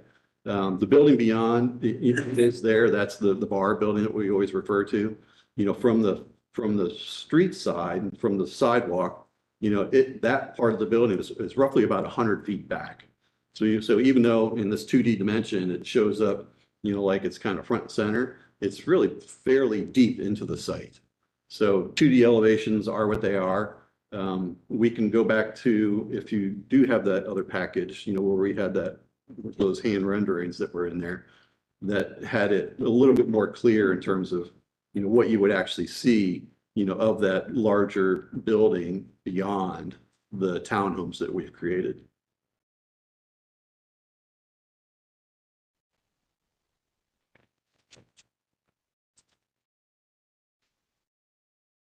I don't have that version that you submitted for this month, but I can pull up so we can see it from last month. Yeah, that was, I'm sorry, that's, I probably wasn't clear. So in plan anyway, those were the changes that we made, and what I do want to go back to is if we can find this, that the hand sketch renderings, that, that gives you a clear indication of what you would see back beyond the townhomes that we created. Everything else about the building in terms of statistics are the same. We were able to push and pull things around to keep the numbers where they needed to be. It was really a geometry in terms of moving things around to get them to fit right on the site and within the building footprint.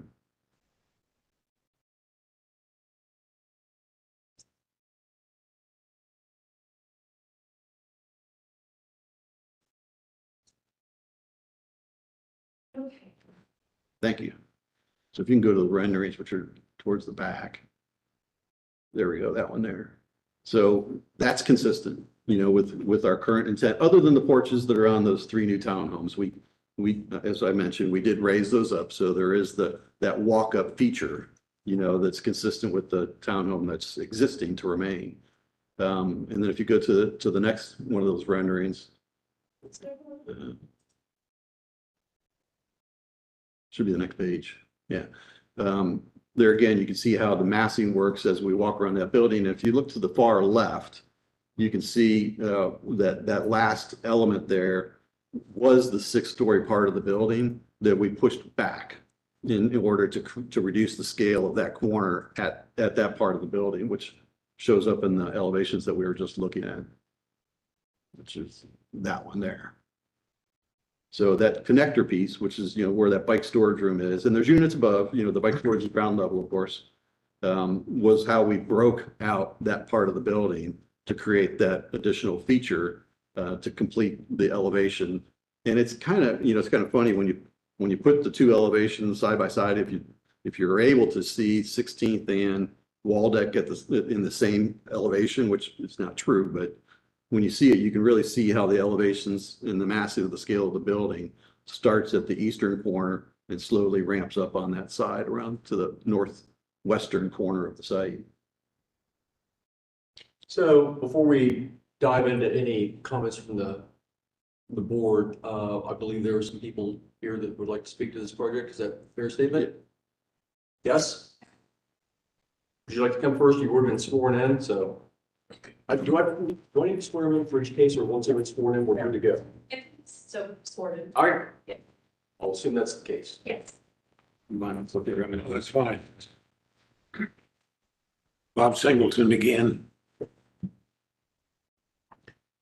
Project is too big, especially it's too high. It reminds me of the Pavey project on High at Northwood. The plan was to demolish historic homes and replace them with an apartment building. Then the plan changed. They put the apartments behind the historic homes, but the historic homes were still overwhelmed by the height of the apartments.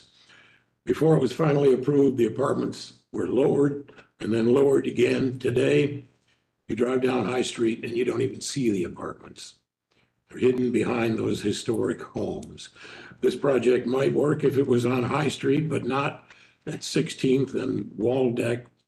Like Pavey was, it's too high and it's too much. Unlike Pavey, it has nothing to hide behind except itself. Thank you. Thank you. We have another. Oh, sorry.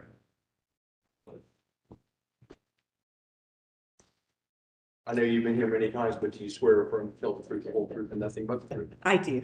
Susan Keeney. State your name, please. And I'm not representing Columbus Landmarks today. You already know my feelings about preservation and all with this site. My comments will be very brief. And that is, I received the packet and looked at it, and I looked at the site plan, the floor plan, and, I thought, well, this looks interesting. And then I scrolled down a little bit further, and the elevations really didn't convince me that this was a project that was compatible with the district and the adjacent neighborhood. It is still a very big building. And one of the things too is, I guess, is I don't really see this as a transition space. This is a gateway to the neighborhood. It is a part of that neighborhood. And I think that we have to be very careful when we allow a project of the magnitude that this is, that asks for much more than what the zoning is in the area, because it tends to set up, I hope it doesn't, but it could set a precedent for the way projects develop in the residential portion of the district. And that's really, I think, that's troubling to me. So, as someone who wants to see, I'm not a in the wool preservationist going to stand in front of the bulldozer, but I think that this is still a project that's way out of scale. And I'd love to see at least a story chopped off of it to make it a little more compatible. So that's basically my comments. One last thing, if you would permit me, I just want to say that to KB, that I will miss your insights, your knowledge, and your careful, critical eye. We will miss you here very much. Thank you, Susan. As will we all. Yeah. Thanks for coming. All right, thank you. So board members, who'd like to go first? Just one comment. Tyler did text me here while we're Okay. at it. He wanted to make sure that everybody knew that in our attempt to reuse the architectural elements from the church, that it's not the intent to replicate, but it's the intent to try to purposely find a way to reuse those in a similar type space. So I just wanted to be clear on that.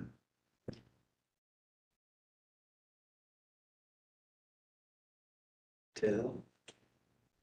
Just a question on that last point. Other than the relocation of the stained glass, is the ceiling still in the plan and has its position or use changed? No, it's still the intent. So we haven't gone into the building and surveyed, but we have the existing documents that we received from the church. So we have inventoried them from on paper anyway, in terms of trying to quantify them and looking at the spaces, geometry that we have laid out here and how those would fit in. There's still obviously a lot of detailing that goes along with that, but that intent's still the same. I would have brought it up since you just made the point about it, because I think, as Susan suggested in her testimony, the issue now is probably mass and size and scale rather than, not that other issue goes away, but I think the issue today is probably of scale. Right. And to the architectural comment, because I'm sure I'll hear some, but, we've obviously been fast tracking this a little bit to, keep the pace up a little bit. And I appreciate your patience, everybody. We are just now really starting to get into the architectural detailing. We got what we feel mass organized, both on 16th and on the Waldeck side. So we clearly understand there's a lot of architectural detailing to the facades that we need to do. So saying that as a qualifier, I'm anxious to hear your comments.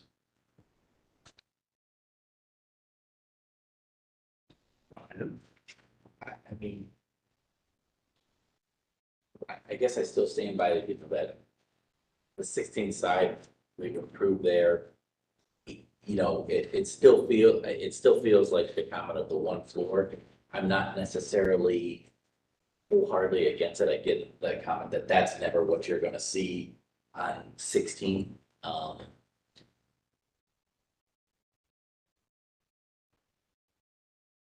Yeah, I mean, I think the detail, the architecture, I can't say, yep, it's 100% or no right now.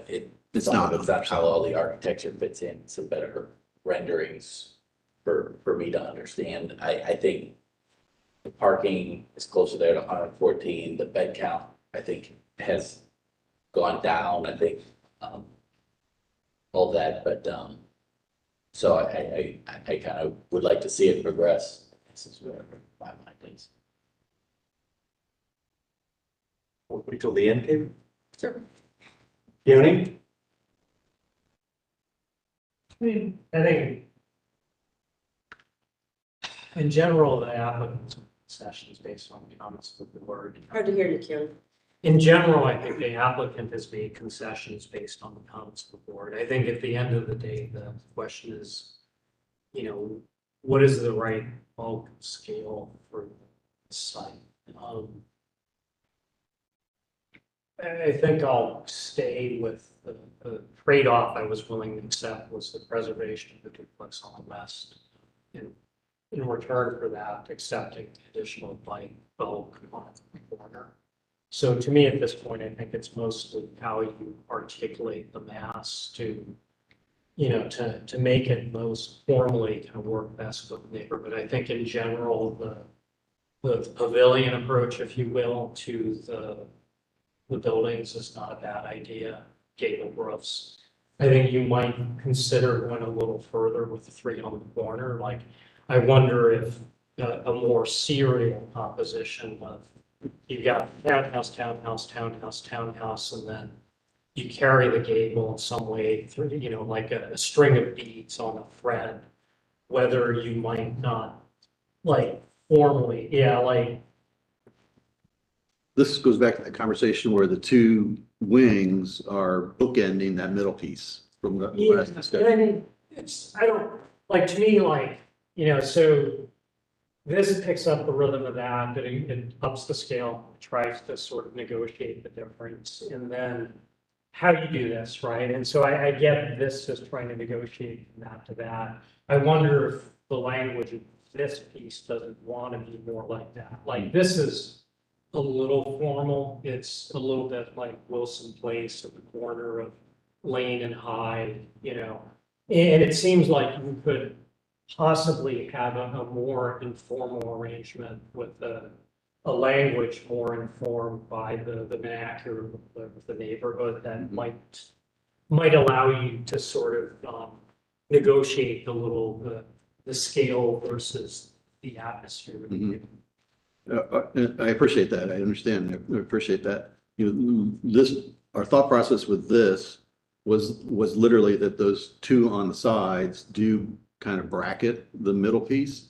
And from previous comments that, we've heard and we've talked about, that it's not a clean corner, it's the rounded corner. So it's a little difficult, but I think we all agreed that that part of the facade was the main part that everybody was going to see first. Because when you're coming from High Street, walking eastwardly or northwardly, that's the main elevation of the building.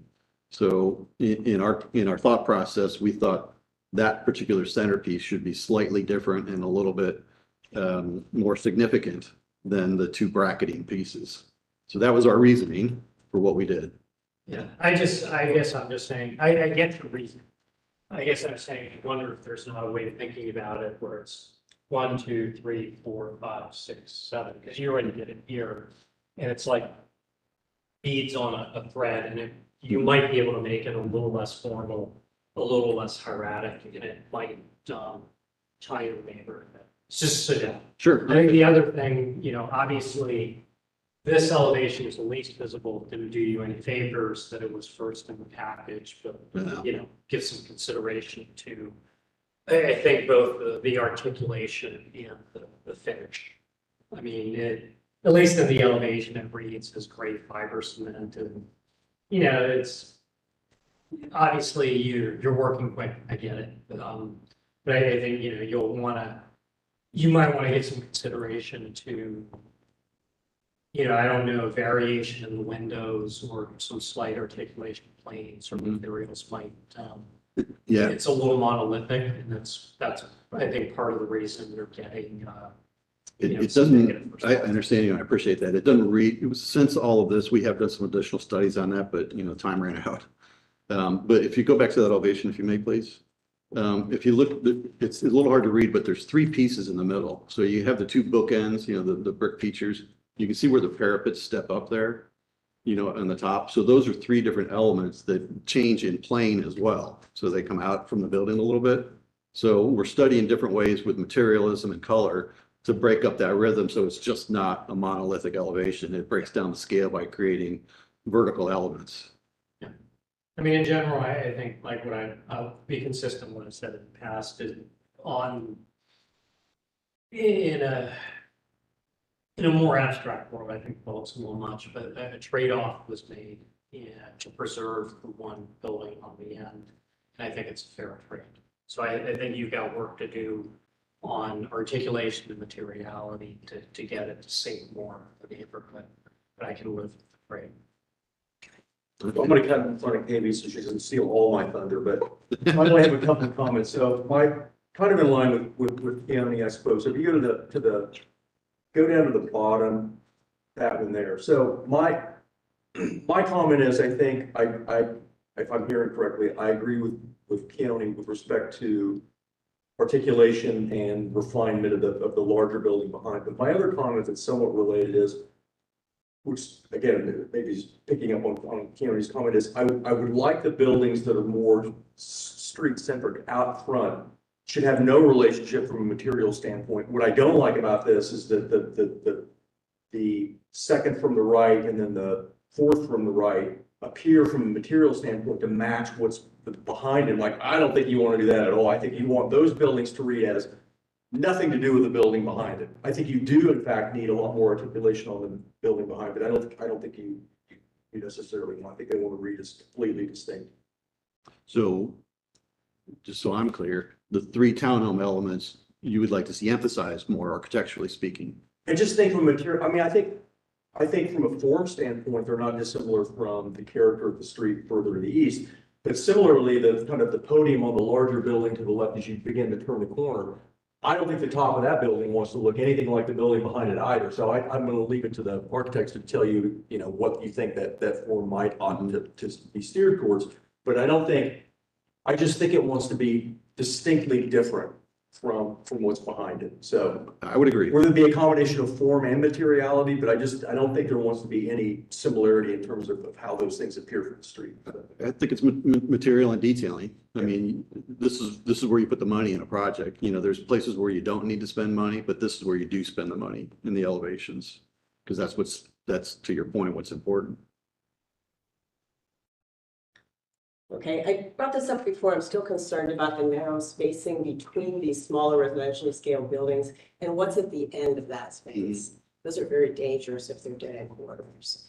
I don't know what happens on the facades of those small buildings either, but they're so close together that you'll be shifting windows so you're not looking directly across.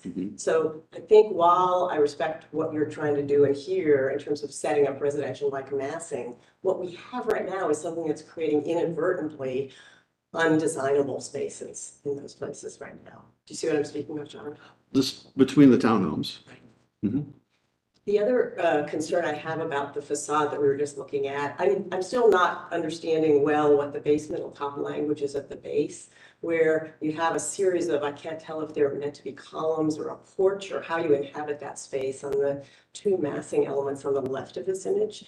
They look, they're drawn generically, they're sort of familiar, but to me, they don't look like the rest of the language of the architecture right now. They look very institutional.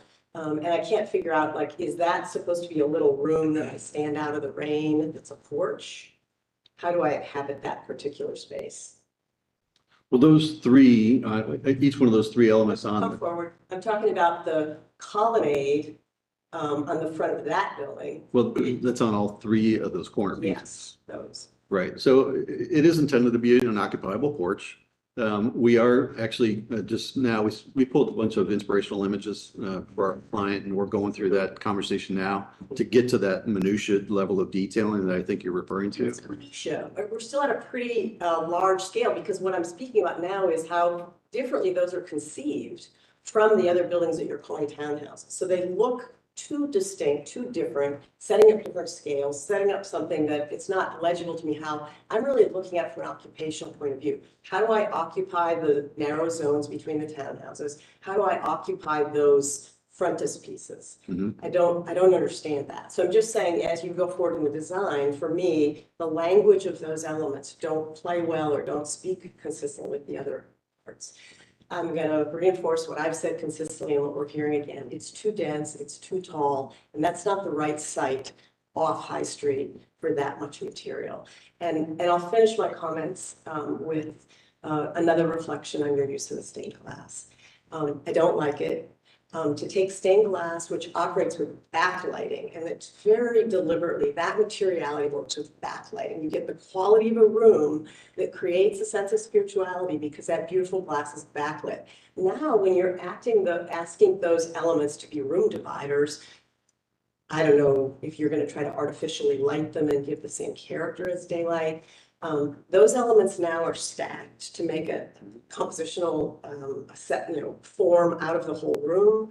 I don't know what the implication is here about how you're gonna rearrange the parts, but I would suggest those pieces aren't meaningful to you. They're not really about a housing lobby. They're about sacred space. And I would suggest you do everything you can to get those back to the Sovic archive.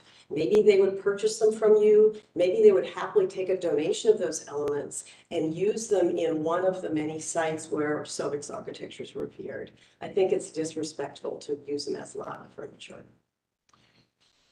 Okay, we've not gone that route because it's always been the intent to try to reuse and maybe I misunderstood, but Well, you said you reached out to Ralph Anderson, but didn't get a reply from him.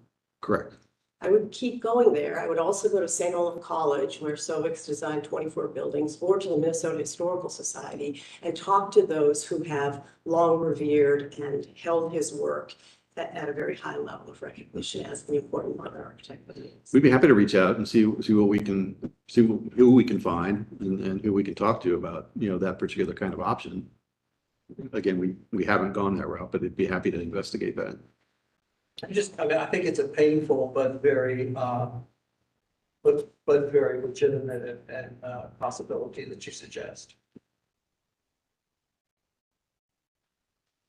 I think my last comment that I forgot to mention earlier is, I think what I would benefit from, and I suspect others on the board might as well, is cutting a section of roof through this building and how does it relate to what's behind it in the street and the buildings across the street?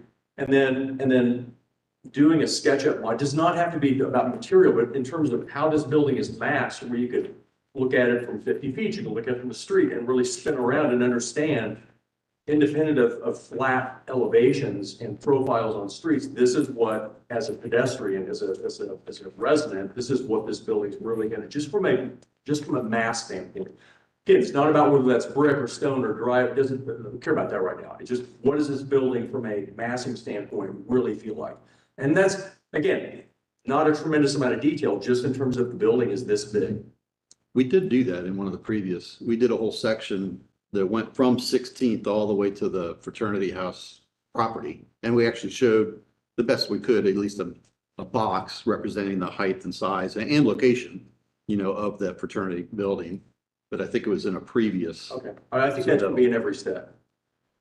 Okay. If it needs to be updated, then updated, but if it's work that's already done, it hasn't changed. But I just think it's additive information that benefits everyone to understand that. Yeah, the grade plane that we show in the elevation, that northern elevation is accurate. So that gives you an indication of where the grade line is of the building Okay. So. But I understand, but we did do, and I'm sorry that we didn't put it in here, but we did do that. And we have a lot more sections to cut. Yeah. And to address the gap between the buildings, on the 16th side, I understand your concern on that. We've looked at a couple different things. From an occupiable perspective, we really don't see that as being an occupied space outside. People couldn't go down there. No, we would put vegetation, we put a security fence. These buildings all have security inside and out, so. And what is the spacing between the townhouse buildings? It's like about 8 feet. It's 7, I thought it was 8. 7. Those are some tough facades. Well, those elements would be 3-sided. I mean, those features are not going to be one-sided. Like we're not going to just articulate the front facade. what happens on the front is going to turn back and run back to the main body of the building. So from a material standpoint. And I hear your comment about the thickness is the way I'll say it of the podium base there on the other three elements. I'm sure we can find a way to lighten those up and, you know, within the architectural style, make those fit more consistently with the other parts of the building. Yeah, I appreciate that. It's just what's odd about it is you come from the street, you walk into the center void and into the building. And so there are these narrow side wings. And how wide are those spaces off the front of the building? You mean those like funky triangular spaces? No, so that same colonnade that looks like maybe it's concrete or limestone, right? Mhm. From that colonnade to the building surface behind it, what is that width? Once I get a dimension there. I think they're 8 feet. Yeah. It's hard to understand that as it's pictorial, but it's hard to understand why you even need it, you know, because you're walking straight through the middle into the building. You mean why we need the Right front now, porch it's so like it's wide? Aesthetic.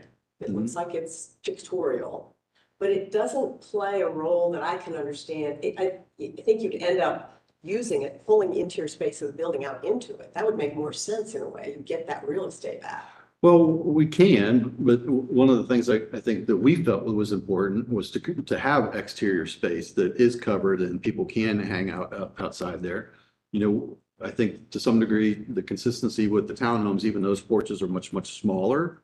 You know, having that feature there, I think formalizes that corner piece as being something different.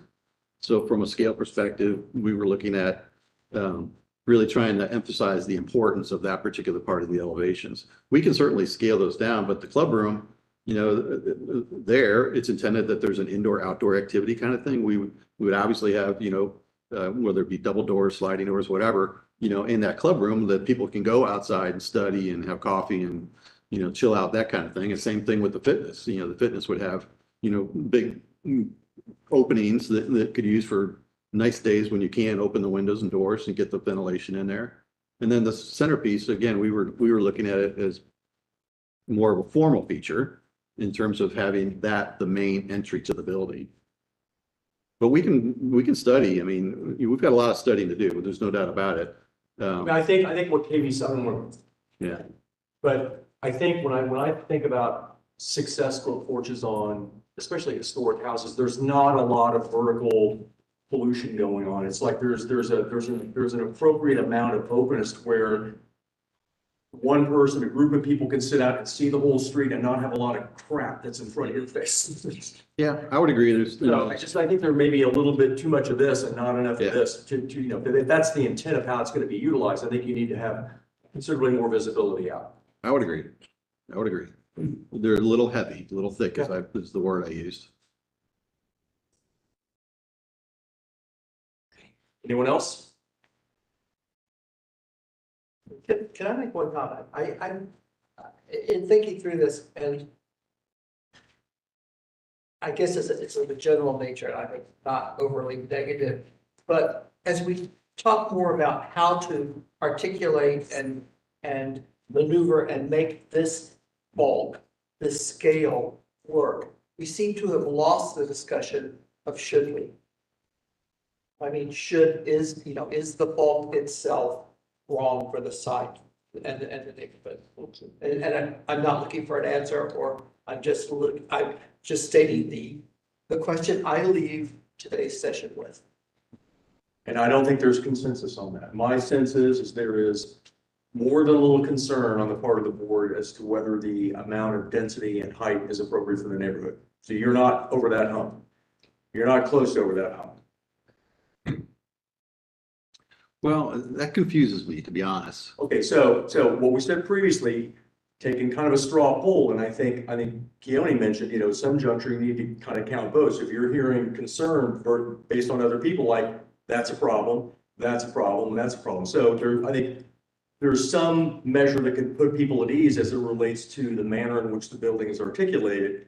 Having said that, I think that there is a background concern among several board members as to, independent of whatever the hell the back of that building looks like, it's too damn big. So I'm not saying that to scare you away. I'm just saying that's what I'm hearing. And I'm not taking straw polls up here. I don't do that. But I'm just saying that's been a recurring message that's come up. So there's not consensus in terms of whether this building is appropriately scaled from the neighborhood. Yeah, I mean, you got 7 people on the board, we're all individual people, we're not gonna agree. So, I mean, to the degree that I said count votes, it's just, you gotta figure out in your head, how do you get to enough consensus to move forward? And I think I've been explicit on my position, but I think it's also clear that other board members have different opinions. I hear that and I appreciate that. I guess, we've been meeting, for quite some time now. And, every time we've heard that, we've come back with a reduction. We've really cut the scale of this building significantly, both in footprint and in height and massing.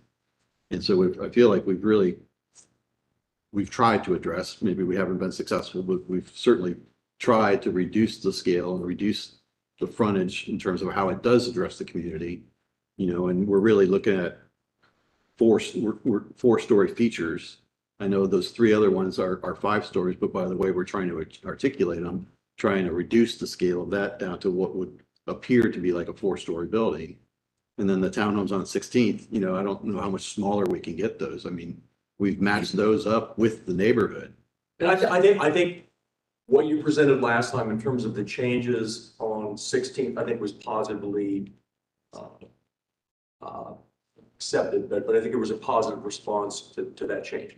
Having said that, though, I think there has been, and I know that you've made some changes in terms of the, pushing and pulling where the building, but I don't know that, the building is not markedly shorter than it was 5 months ago. I mean, maybe in a spot or 2 it is, but you haven't lopped a story off this entire thing. I'm not saying you should, I'm just saying that's. But what we have. I guess the question I'm going to ask is, for those members of the board who feel that it's still too large, what is appropriate? Like, because I do think if, the applicant deserves. I can answer the question, because tonight we saw a project in the same area just up the block that works with 4 feet of additional space to the zoning, as opposed to this amount of degree of change. So we've seen a project for student housing that can occupy its space with relatively little requirement.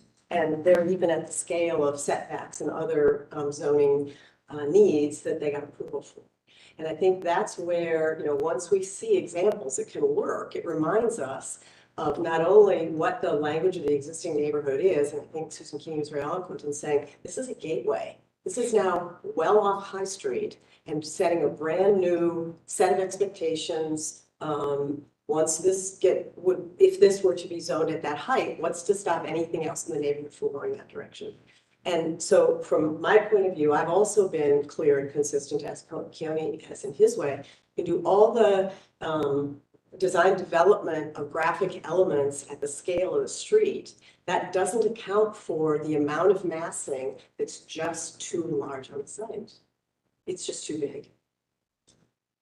So Well, I guess I would ask elaborate, what do you think? If you don't. I was just pulling up, this was what we started with in July, just for comparison. Yeah, they've done a lot to it. I'm not inspired by the fact that they started with this. I mean, look at what tonight's group started with for our review, massing that is 3 stories around the corner of the site. And Yeah, I don't think I think that's apples and oranges, though, just politely, I because of the size of the site. I love apples too. But what is the same though, John, and you have to be fair, what is the same is they're basically in the same residential scaled neighborhood with the same height zoning that you're dealing with. And they're able to make a desirable work of architecture that works for their pro forma and accommodates their need to produce the kind of housing that fits a developer plan. And you're not. Can you Well, go to the elevation? Yeah, but the thing is, that site is so small. So it's hard to compare that corner site at Woodruff that you just reviewed with a 1 acre site. You know, For- again, I have to come back to the fact that if Up Campus is coming from Chicago to Columbus to look for making a 6 or 7 story housing building, there are a lot of other places in the city that don't have to be in the middle of this residential neighborhood. Which is for. Why should we support that massing on a site that it doesn't belong? Once again, you're bringing the question, aside from how to should we? Well, I guess, yeah, and I mean, it's like, can you put up the elevation for a second, please? Yeah, I just wanted to show that for context, if we're talking about the two sites, here is the site that we were reviewing earlier, and this is the site that we're talking about now. Yeah. They're just drastically different. I mean, I understand your opinion. And yet, what's the same is they're in the middle of a residential neighborhood where all the other contributing buildings stop at the zone level, and you're asking for a significant variance from that zoning. So I guess the question I would ask is, like, if you look, so this sort of, if we ignore the articulation, this elevation shows the natural height of the 6 stories and northwest corner. Like, where do you think it would be a best stop? It's irrelevant because I'm a vote that he's not going to get anymore. Because tonight is my last night. Tonight's your last. Go forward with Keone and keep wooing the other panelists to get your. Well, I mean, so Irrelevant. the question would be asked, I guess, of, Carrie or Tim as well. Like, because I mean, I think in fairness, if we're gonna say there's too much bulk, you gotta provide some guidance in terms of what's the right amount of bulk. Well, if I can add to that, and I appreciate your comment, for several months now, we've been talking about where is the mass most appropriate on this site. And to some degree, there's been a consensus that that belongs on the north side, up adjacent to the fraternity house to the north. And the other thing I kind of want to point out is, I kind of feel bad, this footprint doesn't help us, because that footprint looks like it's really big. But then when you look at it 3-dimensionally, the way we've broken down the scale and the way we have that amenity deck, we've seriously broken down the mass. And I don't think that mass of a footprint in plan relates to what we've done 3-dimensionally in elevations. I think it does, though. I think, as was brought up earlier by Bob Singleton, the example on High Street where denser, higher housing belongs in our current urban plan, those townhouse buildings are not going to mask the massing that's behind it. They're not. You're still going to see it. You're Gonna be see quite a through bit. residential It's street. As we showed there, that hand-drawn elevation, that's accurate. That's the Revit model on the civil engineering plans with a real perspective. So we're not going to make something up. And you still see it. Yes, it's not going to go away 100%, but it goes away 90%. When you're walking on the sidewalk on that side of the street, the north side of 16th, you will not see that 6-story building beyond. I guess, Tim, what do you think? Like, I mean, I hear it. I don't. I don't have, and I don't feel qualified to be really specific on what scale I would find acceptable. And to be quite honest, my head right now is not into the how, but into the whether or not. So I'm sorry, I can't answer that question.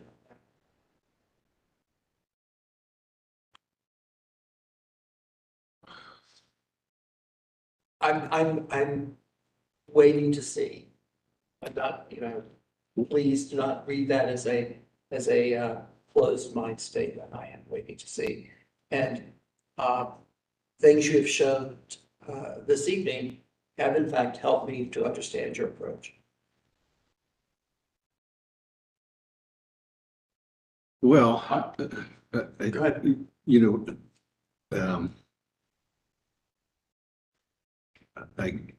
Searching for words. But no, again, I think what I'm a little confused about is, I think collaboratively, work together and discuss this project, and appropriateness and inappropriateness has come up in every one of the conversations. And by elimination, what we've tried to do is eliminate the things that don't do this kind of thing.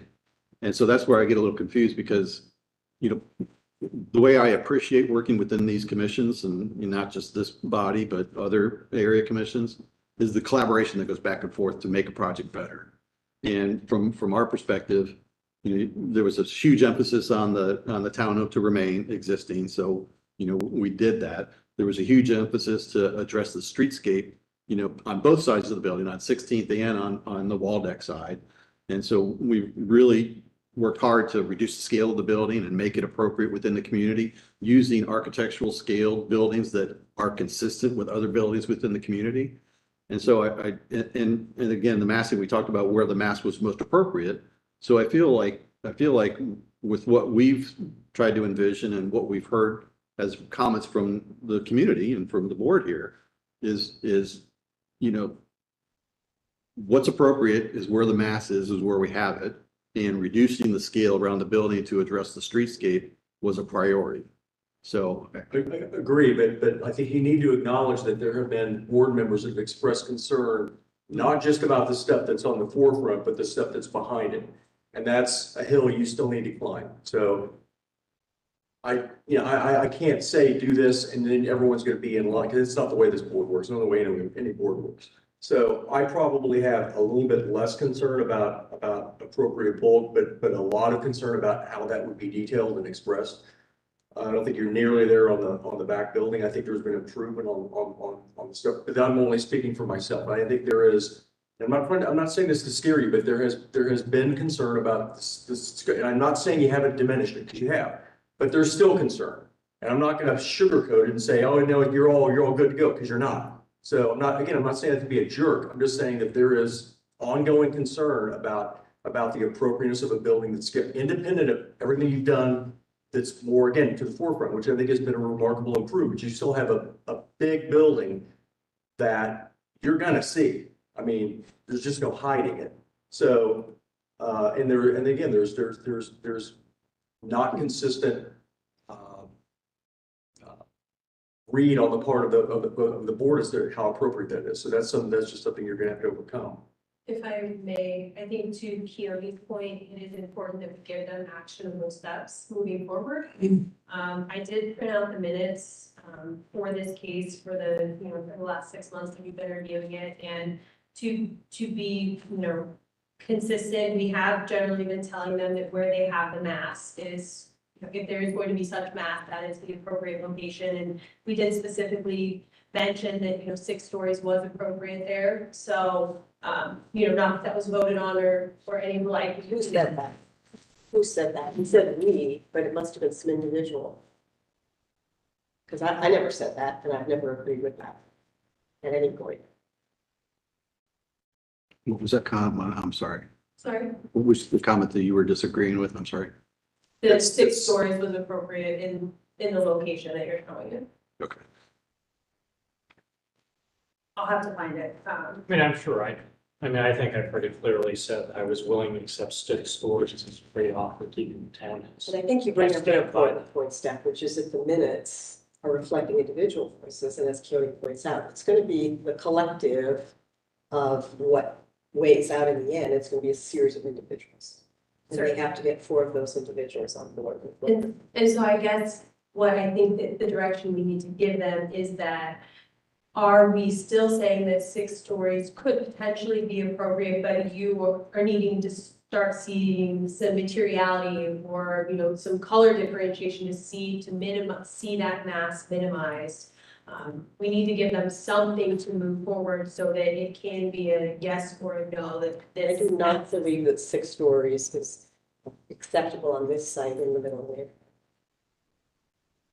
Yeah, I think, I don't deny somebody might have said that's appropriate, but that was not a, Collective. It's not applicable. yeah. I'm not going to pretend to have the architectural expertise to be able to, in an abstract general statement, say 6 stories would be okay with me. I have to see. So that's simply an honest I think backing away from the question. Sorry. Yeah, going from my memory, which always is a little questionable at times, I think I've heard from at least 3 of the members that 6 stories in certain parts of the site were appropriate or were acceptable, not universally across the whole site. And that's the direction we've done. We focused the mass where some consensus was where mass was appropriate, and we reduced the scale and mass of the building where everybody felt it was important. You know, the problem is you need to hear that for people. Well, that is a question. I wasn't aware today was your last hearing, so I appreciate you. Around anymore. No, I appreciate all your service. I know it's a dedication that you've committed to, so I appreciate your participation with this body.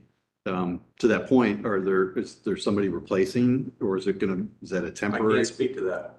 It's probably a few months out. Okay, We will probably be down a person for a few months. okay. I think the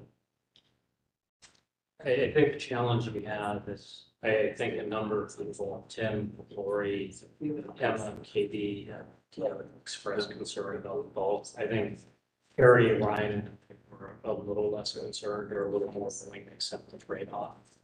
But I think, you still need four. Right.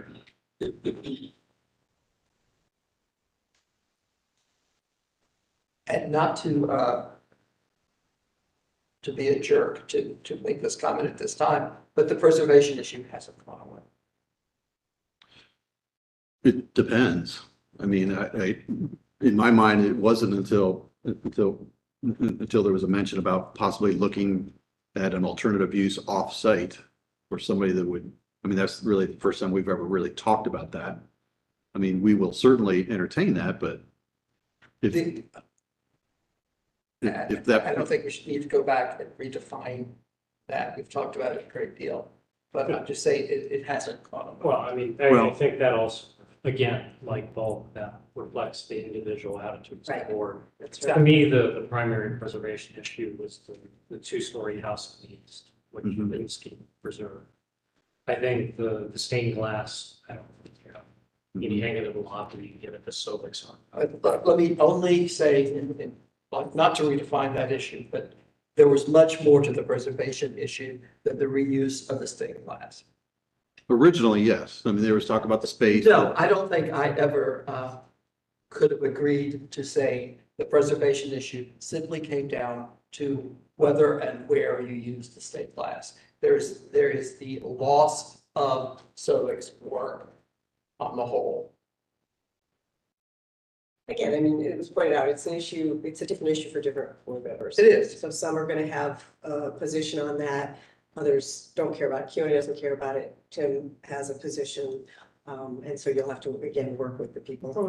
Honestly, I don't even know if it's within our, I mean, the purview of the board is preservation, character, neighborhood. It gets, Contributing structures is a but I mean, the significant. historic thing is the windows, not the building itself. The building is a retrofit. No, that's not true. First of all, 40 years is the landmarks definition. It's a 1980s project that was the second renovation of the 1954 project. So once again, there's a lot of, it is within the purview of the guidelines of the design review board to consider that. To consider. Yeah, to consider it again, board members don't have a position, but it's a relevant question. As Tim says, it got glossed over. Suddenly it got turned into reusing reliquary somehow. But I didn't ever hear a really strong conversation about that or a consistency about a position relative to that. Well, I mean, if to the review board here, if the architectural elements of significance aren't significant within this building, then an alternative use in a more appropriate space, religious type space, might be the best and most appropriate use for those materials. I mean, that would be my position. I think you could probably, it takes research. It's going to take some homework to find the entity that wants them. But I personally would feel much better about those artifacts going someplace where you may have been to museums that have taken an entire, frankly, room when the house was being demolished. And the entire room becomes an artifact within a museum. In this case, I don't think the entire room of the sanctuary is likely to be taken as a whole. But I do think that there are entities that have celebrated his work for a long time that might be interested in taking those windows and displaying them on an exterior surface and writing up the history and recording that material. And again, it's not here, there's not a large enough contingency here that values it, but it's very regional. But, I think going back to Rolf Anderson, who hasn't yet responded to you, and let him know where things are, he may know others. And again, depending on the economics of it, if you can donate them, maybe you can get a tax credit. If you want to sell them, maybe there's value in them that can go into the whole development pro forma. But let's remember that there is more to Sobek's work than those Oh my windows. God. And we are, if this conversation keeps falling into this trap of reducing It to, preservation Yep. to salvage of individual pieces. and I'm sick about that, but I don't see an alternative. I know, we've reached that point, and I agree, it is, as I said before, it is painful. Well, I mean, It's also sad to me that architects who are responding that they don't care about it have never even seen it. Well, as I've said before, it bothers me that we have more concern for, I agree, a house that should be considered a contributing structure.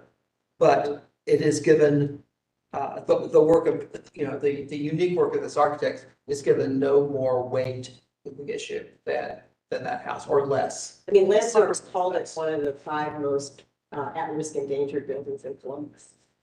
John hosted the tour there.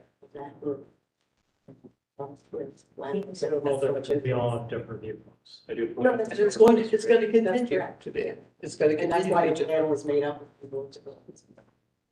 well, we'll certainly investigate. And on the personal side, my mom was a stained glass artist. Oh, my gosh. And, she's not here, but, I've got pieces of her artwork all over my house. And so that stuff lives on for me. And I'd be glad to work with you. I will contact the people that I know, and if you guys are open to that possibility. Mhm. And like Jim says, I would love to see the whole space intact with all of its parts, but they've already taken the red organ out and moved it to their new home, so that's gone. But the baptismal font is part of the whole thing, the glass doors and the corridor from, what I'm talking about, the golden stained glass, it takes you into the space before you get to the red windows. Mhm. So I'll do whatever I can to help. Yeah, I mean, it would be definitely worth that effort. If another organization, congregation would adopt those elements. Yeah. I think it would be great. Yeah. Okay. So I'm still confused on what direction to go. Do everything you can to bring it Yeah. down floor. Well, that can't happen. I mean, we've brought it down 3 floors. I mean, if you remember going by that original image that was on there, I mean, the project has been cut in half from where it started. Chop it up as much as you want. We all agreed with that, and we quickly changed directions on that, without a doubt. But nonetheless, it has been cut in half, literally. So, I mean, for better or for worse, it's the breaks of working in the district. I mean, the board was formed in the zoning code because in the 60s and 70s, there was a big land rush. They tore up the fabric of the neighborhood and built a lot of crap. And, I think we're trying to make nuanced opinions, which is why we don't all agree on what the right amount of development is. I think we recognize the neighborhood is changing, agrees to what. But you still need 4 votes. And so the task you have to figure out is how to get it. And I think the best thing we can do is to be very explicit about our positions. And that you just got to figure out how to get forward. Mhm. Yeah, and I understand the issue. I mean, Kibby, you made a comment, I forget, it was the last meeting or the meeting prior, about this project changing the neighborhood, changing the fabric of the community. And, I took that to heart in the sense that trying to get this so that it's scale appropriate to the pedestrian is a big priority. And I think that should be visible by the changes that we've made here. And I've been stomping around this neighborhood, half my life. I was down here in 79. I went to school here and started. So I get the concerns that this site is important. And it's one of the last big sites within the community where you could do something of significance. It's not It's not a parcel. It's not two parcels that have been combined. It's a very unique 1 acre site within the heart of the community. And so addressing it from that perspective and addressing it from the scale of the pedestrian, I think has been the priority that we've been trying to focus on. So my recommendation would be save your thunder for next month, because the reality is there's only 30 people that are going to be here next month. So Understand? My question would be between now and whenever they come back. So I'm hearing that you all would like to see them do some additional research on the preservation of features of the church. Not, that's not a priority for me. I don't care. That- Let me be. Some of you care. Well, let me, if I can clarify, I think the intent would still be to try to find a user if the use is not applicable to this particular project. So Find an appropriate home, I think that'd be a great thing. I mean, I'm not gonna fall on a sword about it, but I think if you could find whether it be a new church or something that's gonna reuse it in a similar fashion and what it was intended, I think it'd be great. I guess what I'm saying is I think KB has made a really interesting, strategic, create a sort of possible direction out of this. And I think it's enormously generous, as though she is leaving the review board, that she's willing to be of assistance Mhm. with that. And certainly something should be explored. Thank you.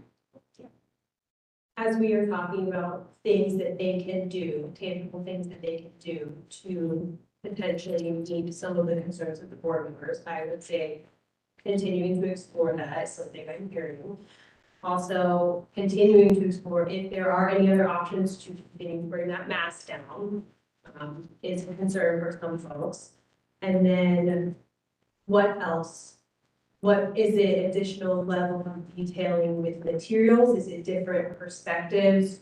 Would it be better to have more of the renderings versus just the elevations? Is there a I would pick your, A lot of things were discussed. yeah, I would pick your battles sequentially. So it's like, your biggest battle is, Yeah. can I get a building this big approved? I don't care what the exterior material, if you can't get a building, who cares what it's made of? You're not gonna have it anyway. So seriously, I would seriously Yeah. And count votes as it relates to, can I get a 6-story building anywhere on the site approved or not? That's the first #1 question, because if you can't, everything else is moot. no amount of articulation or materials is gonna change that. You could wrap the thing in gold, you know, that's not gonna convince people. So I think Kara's spot on.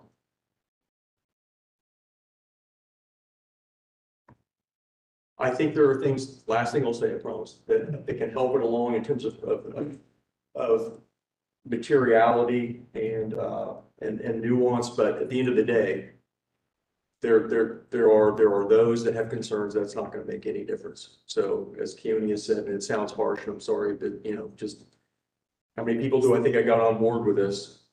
And not that you're discounting everyone else's opinion, but if I think I've got support, then, we continue to try and improve the project to the extent that we possibly can, make it the best thing we possibly can. Well, the That's win-win what would you're be, left with. yeah, the win-win would be that everybody is in agreement, but I. Never gonna happen. I love this section, John. Well, I mean, that is the goal ultimately. I understand that not everybody is going to be, on board, but the goal is to try to get to that point. But I think part of my question is, so we've seen this project 7 months consecutively. And because of the tight turnaround, we are only receiving this level of material detail, and we are still somewhat in the massing phase. So certainly they haven't gone completely through the design, but are there things, and would it be the board's recommendation? Certainly you can do whatever you like, but did they take another month and develop more renderings, or, are there additional things that would help this conversation along instead of just having, piecemeal conversation every month? I think Keone made the point very clearly. The next thing they have to take on the biggest problem that continues to be a problem, has from the beginning, that there's too much massing, 6 stories is too high, and they have to begin to look and see what can be done about that. Yeah, I mean, Leadership. you either find 4 people who can accept 6 stories, or you find out how much you need to cut it down until you get the 4th person. Right? Like like no amount of design or articulation of materials or pretty renderings is gonna, if someone is opposed to 6 stories, there is not a damn thing you're gonna be able to do to convince them that 6 stories is acceptable. I mean, there's 6 stories is 6 stories. So I think you just need to figure out, like, very clearly, can you get 4 people to accept 6 stories? And if you can't, you know, what's the largest building you can get 4 people to accept? Mhm. Yeah, I appreciate that, and we'll do that. And I haven't done the math, you know, on this, but in terms of what proportion of the building is 6 stories out of the entire footprint.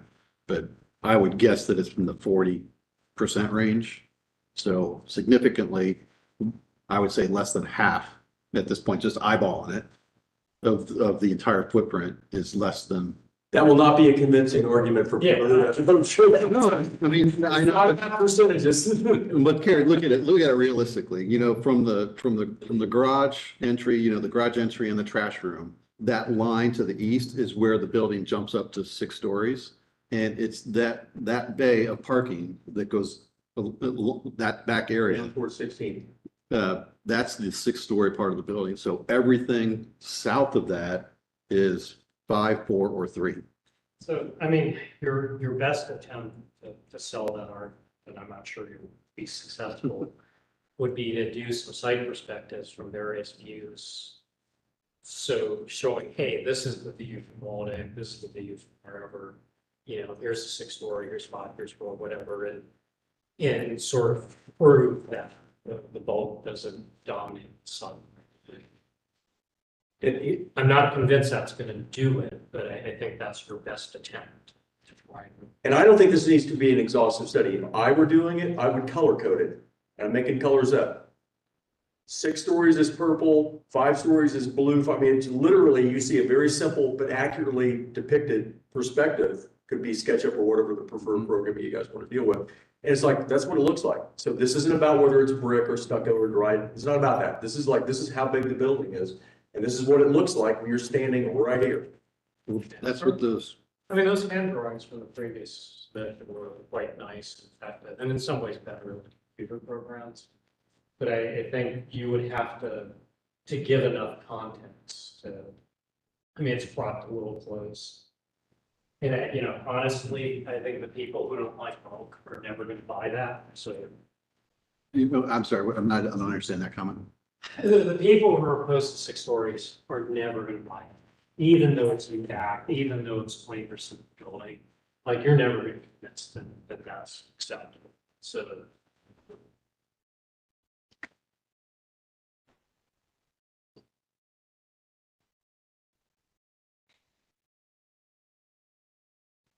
Okay. Well, I think we've exhausted this one. But I appreciate your pushing, you know, to help us along. So I appreciate your comments. And your comments as well. Anything else? No. Okay. Thank you. All right. Thanks, everybody. Good luck and Good night. thanks again for your participation. We have some other. What are we gonna do? Oh, we have staff approval. Yes. So Finally, Steve Heise is gonna fix his roof. Thank God. So we have the staff approvals, we also have the minutes, now that we've lost Ah, Rob. that's correct, from November. We may still not have to vote for the minutes, Sam's Ryan. Oh, And then we need to do chair and vice chair elections for 2024, so. that's dangerous. So we can start with the staff approval, are there any questions, comments, concerns on those? So just read. Yeah.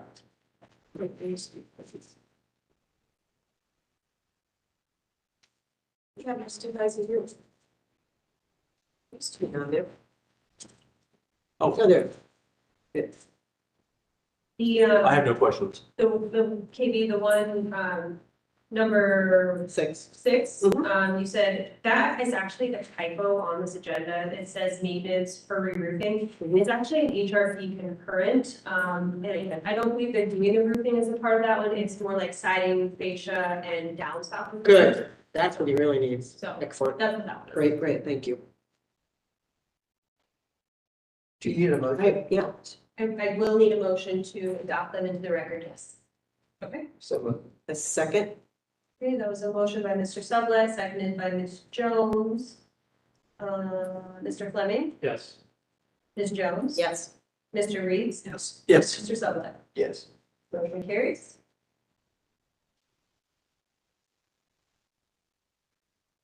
I nominate Lori.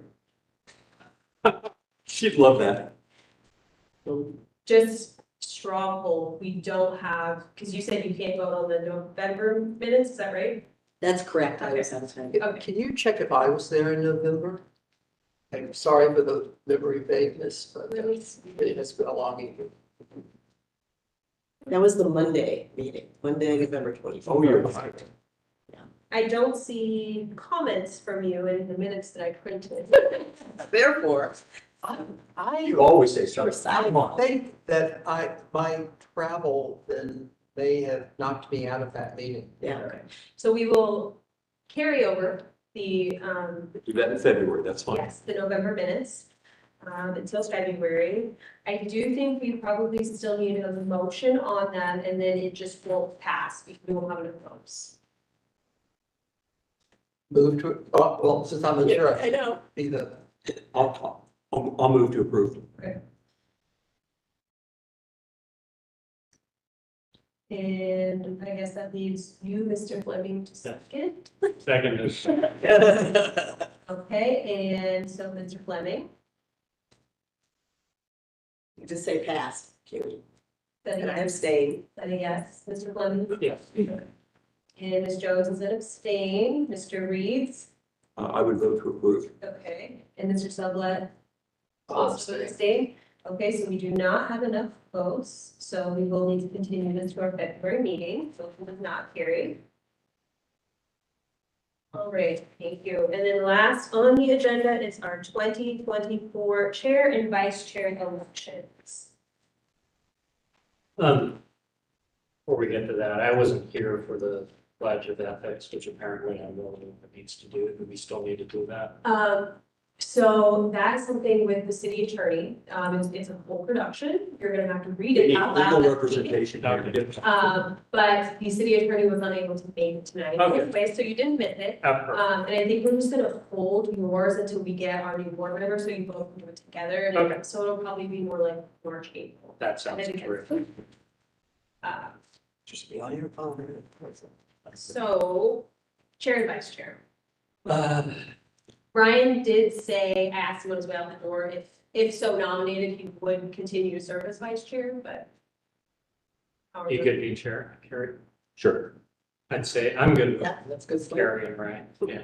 My So, last vote. I mean, I don't want to railroad anyone. If you want Tim, do you want to? No,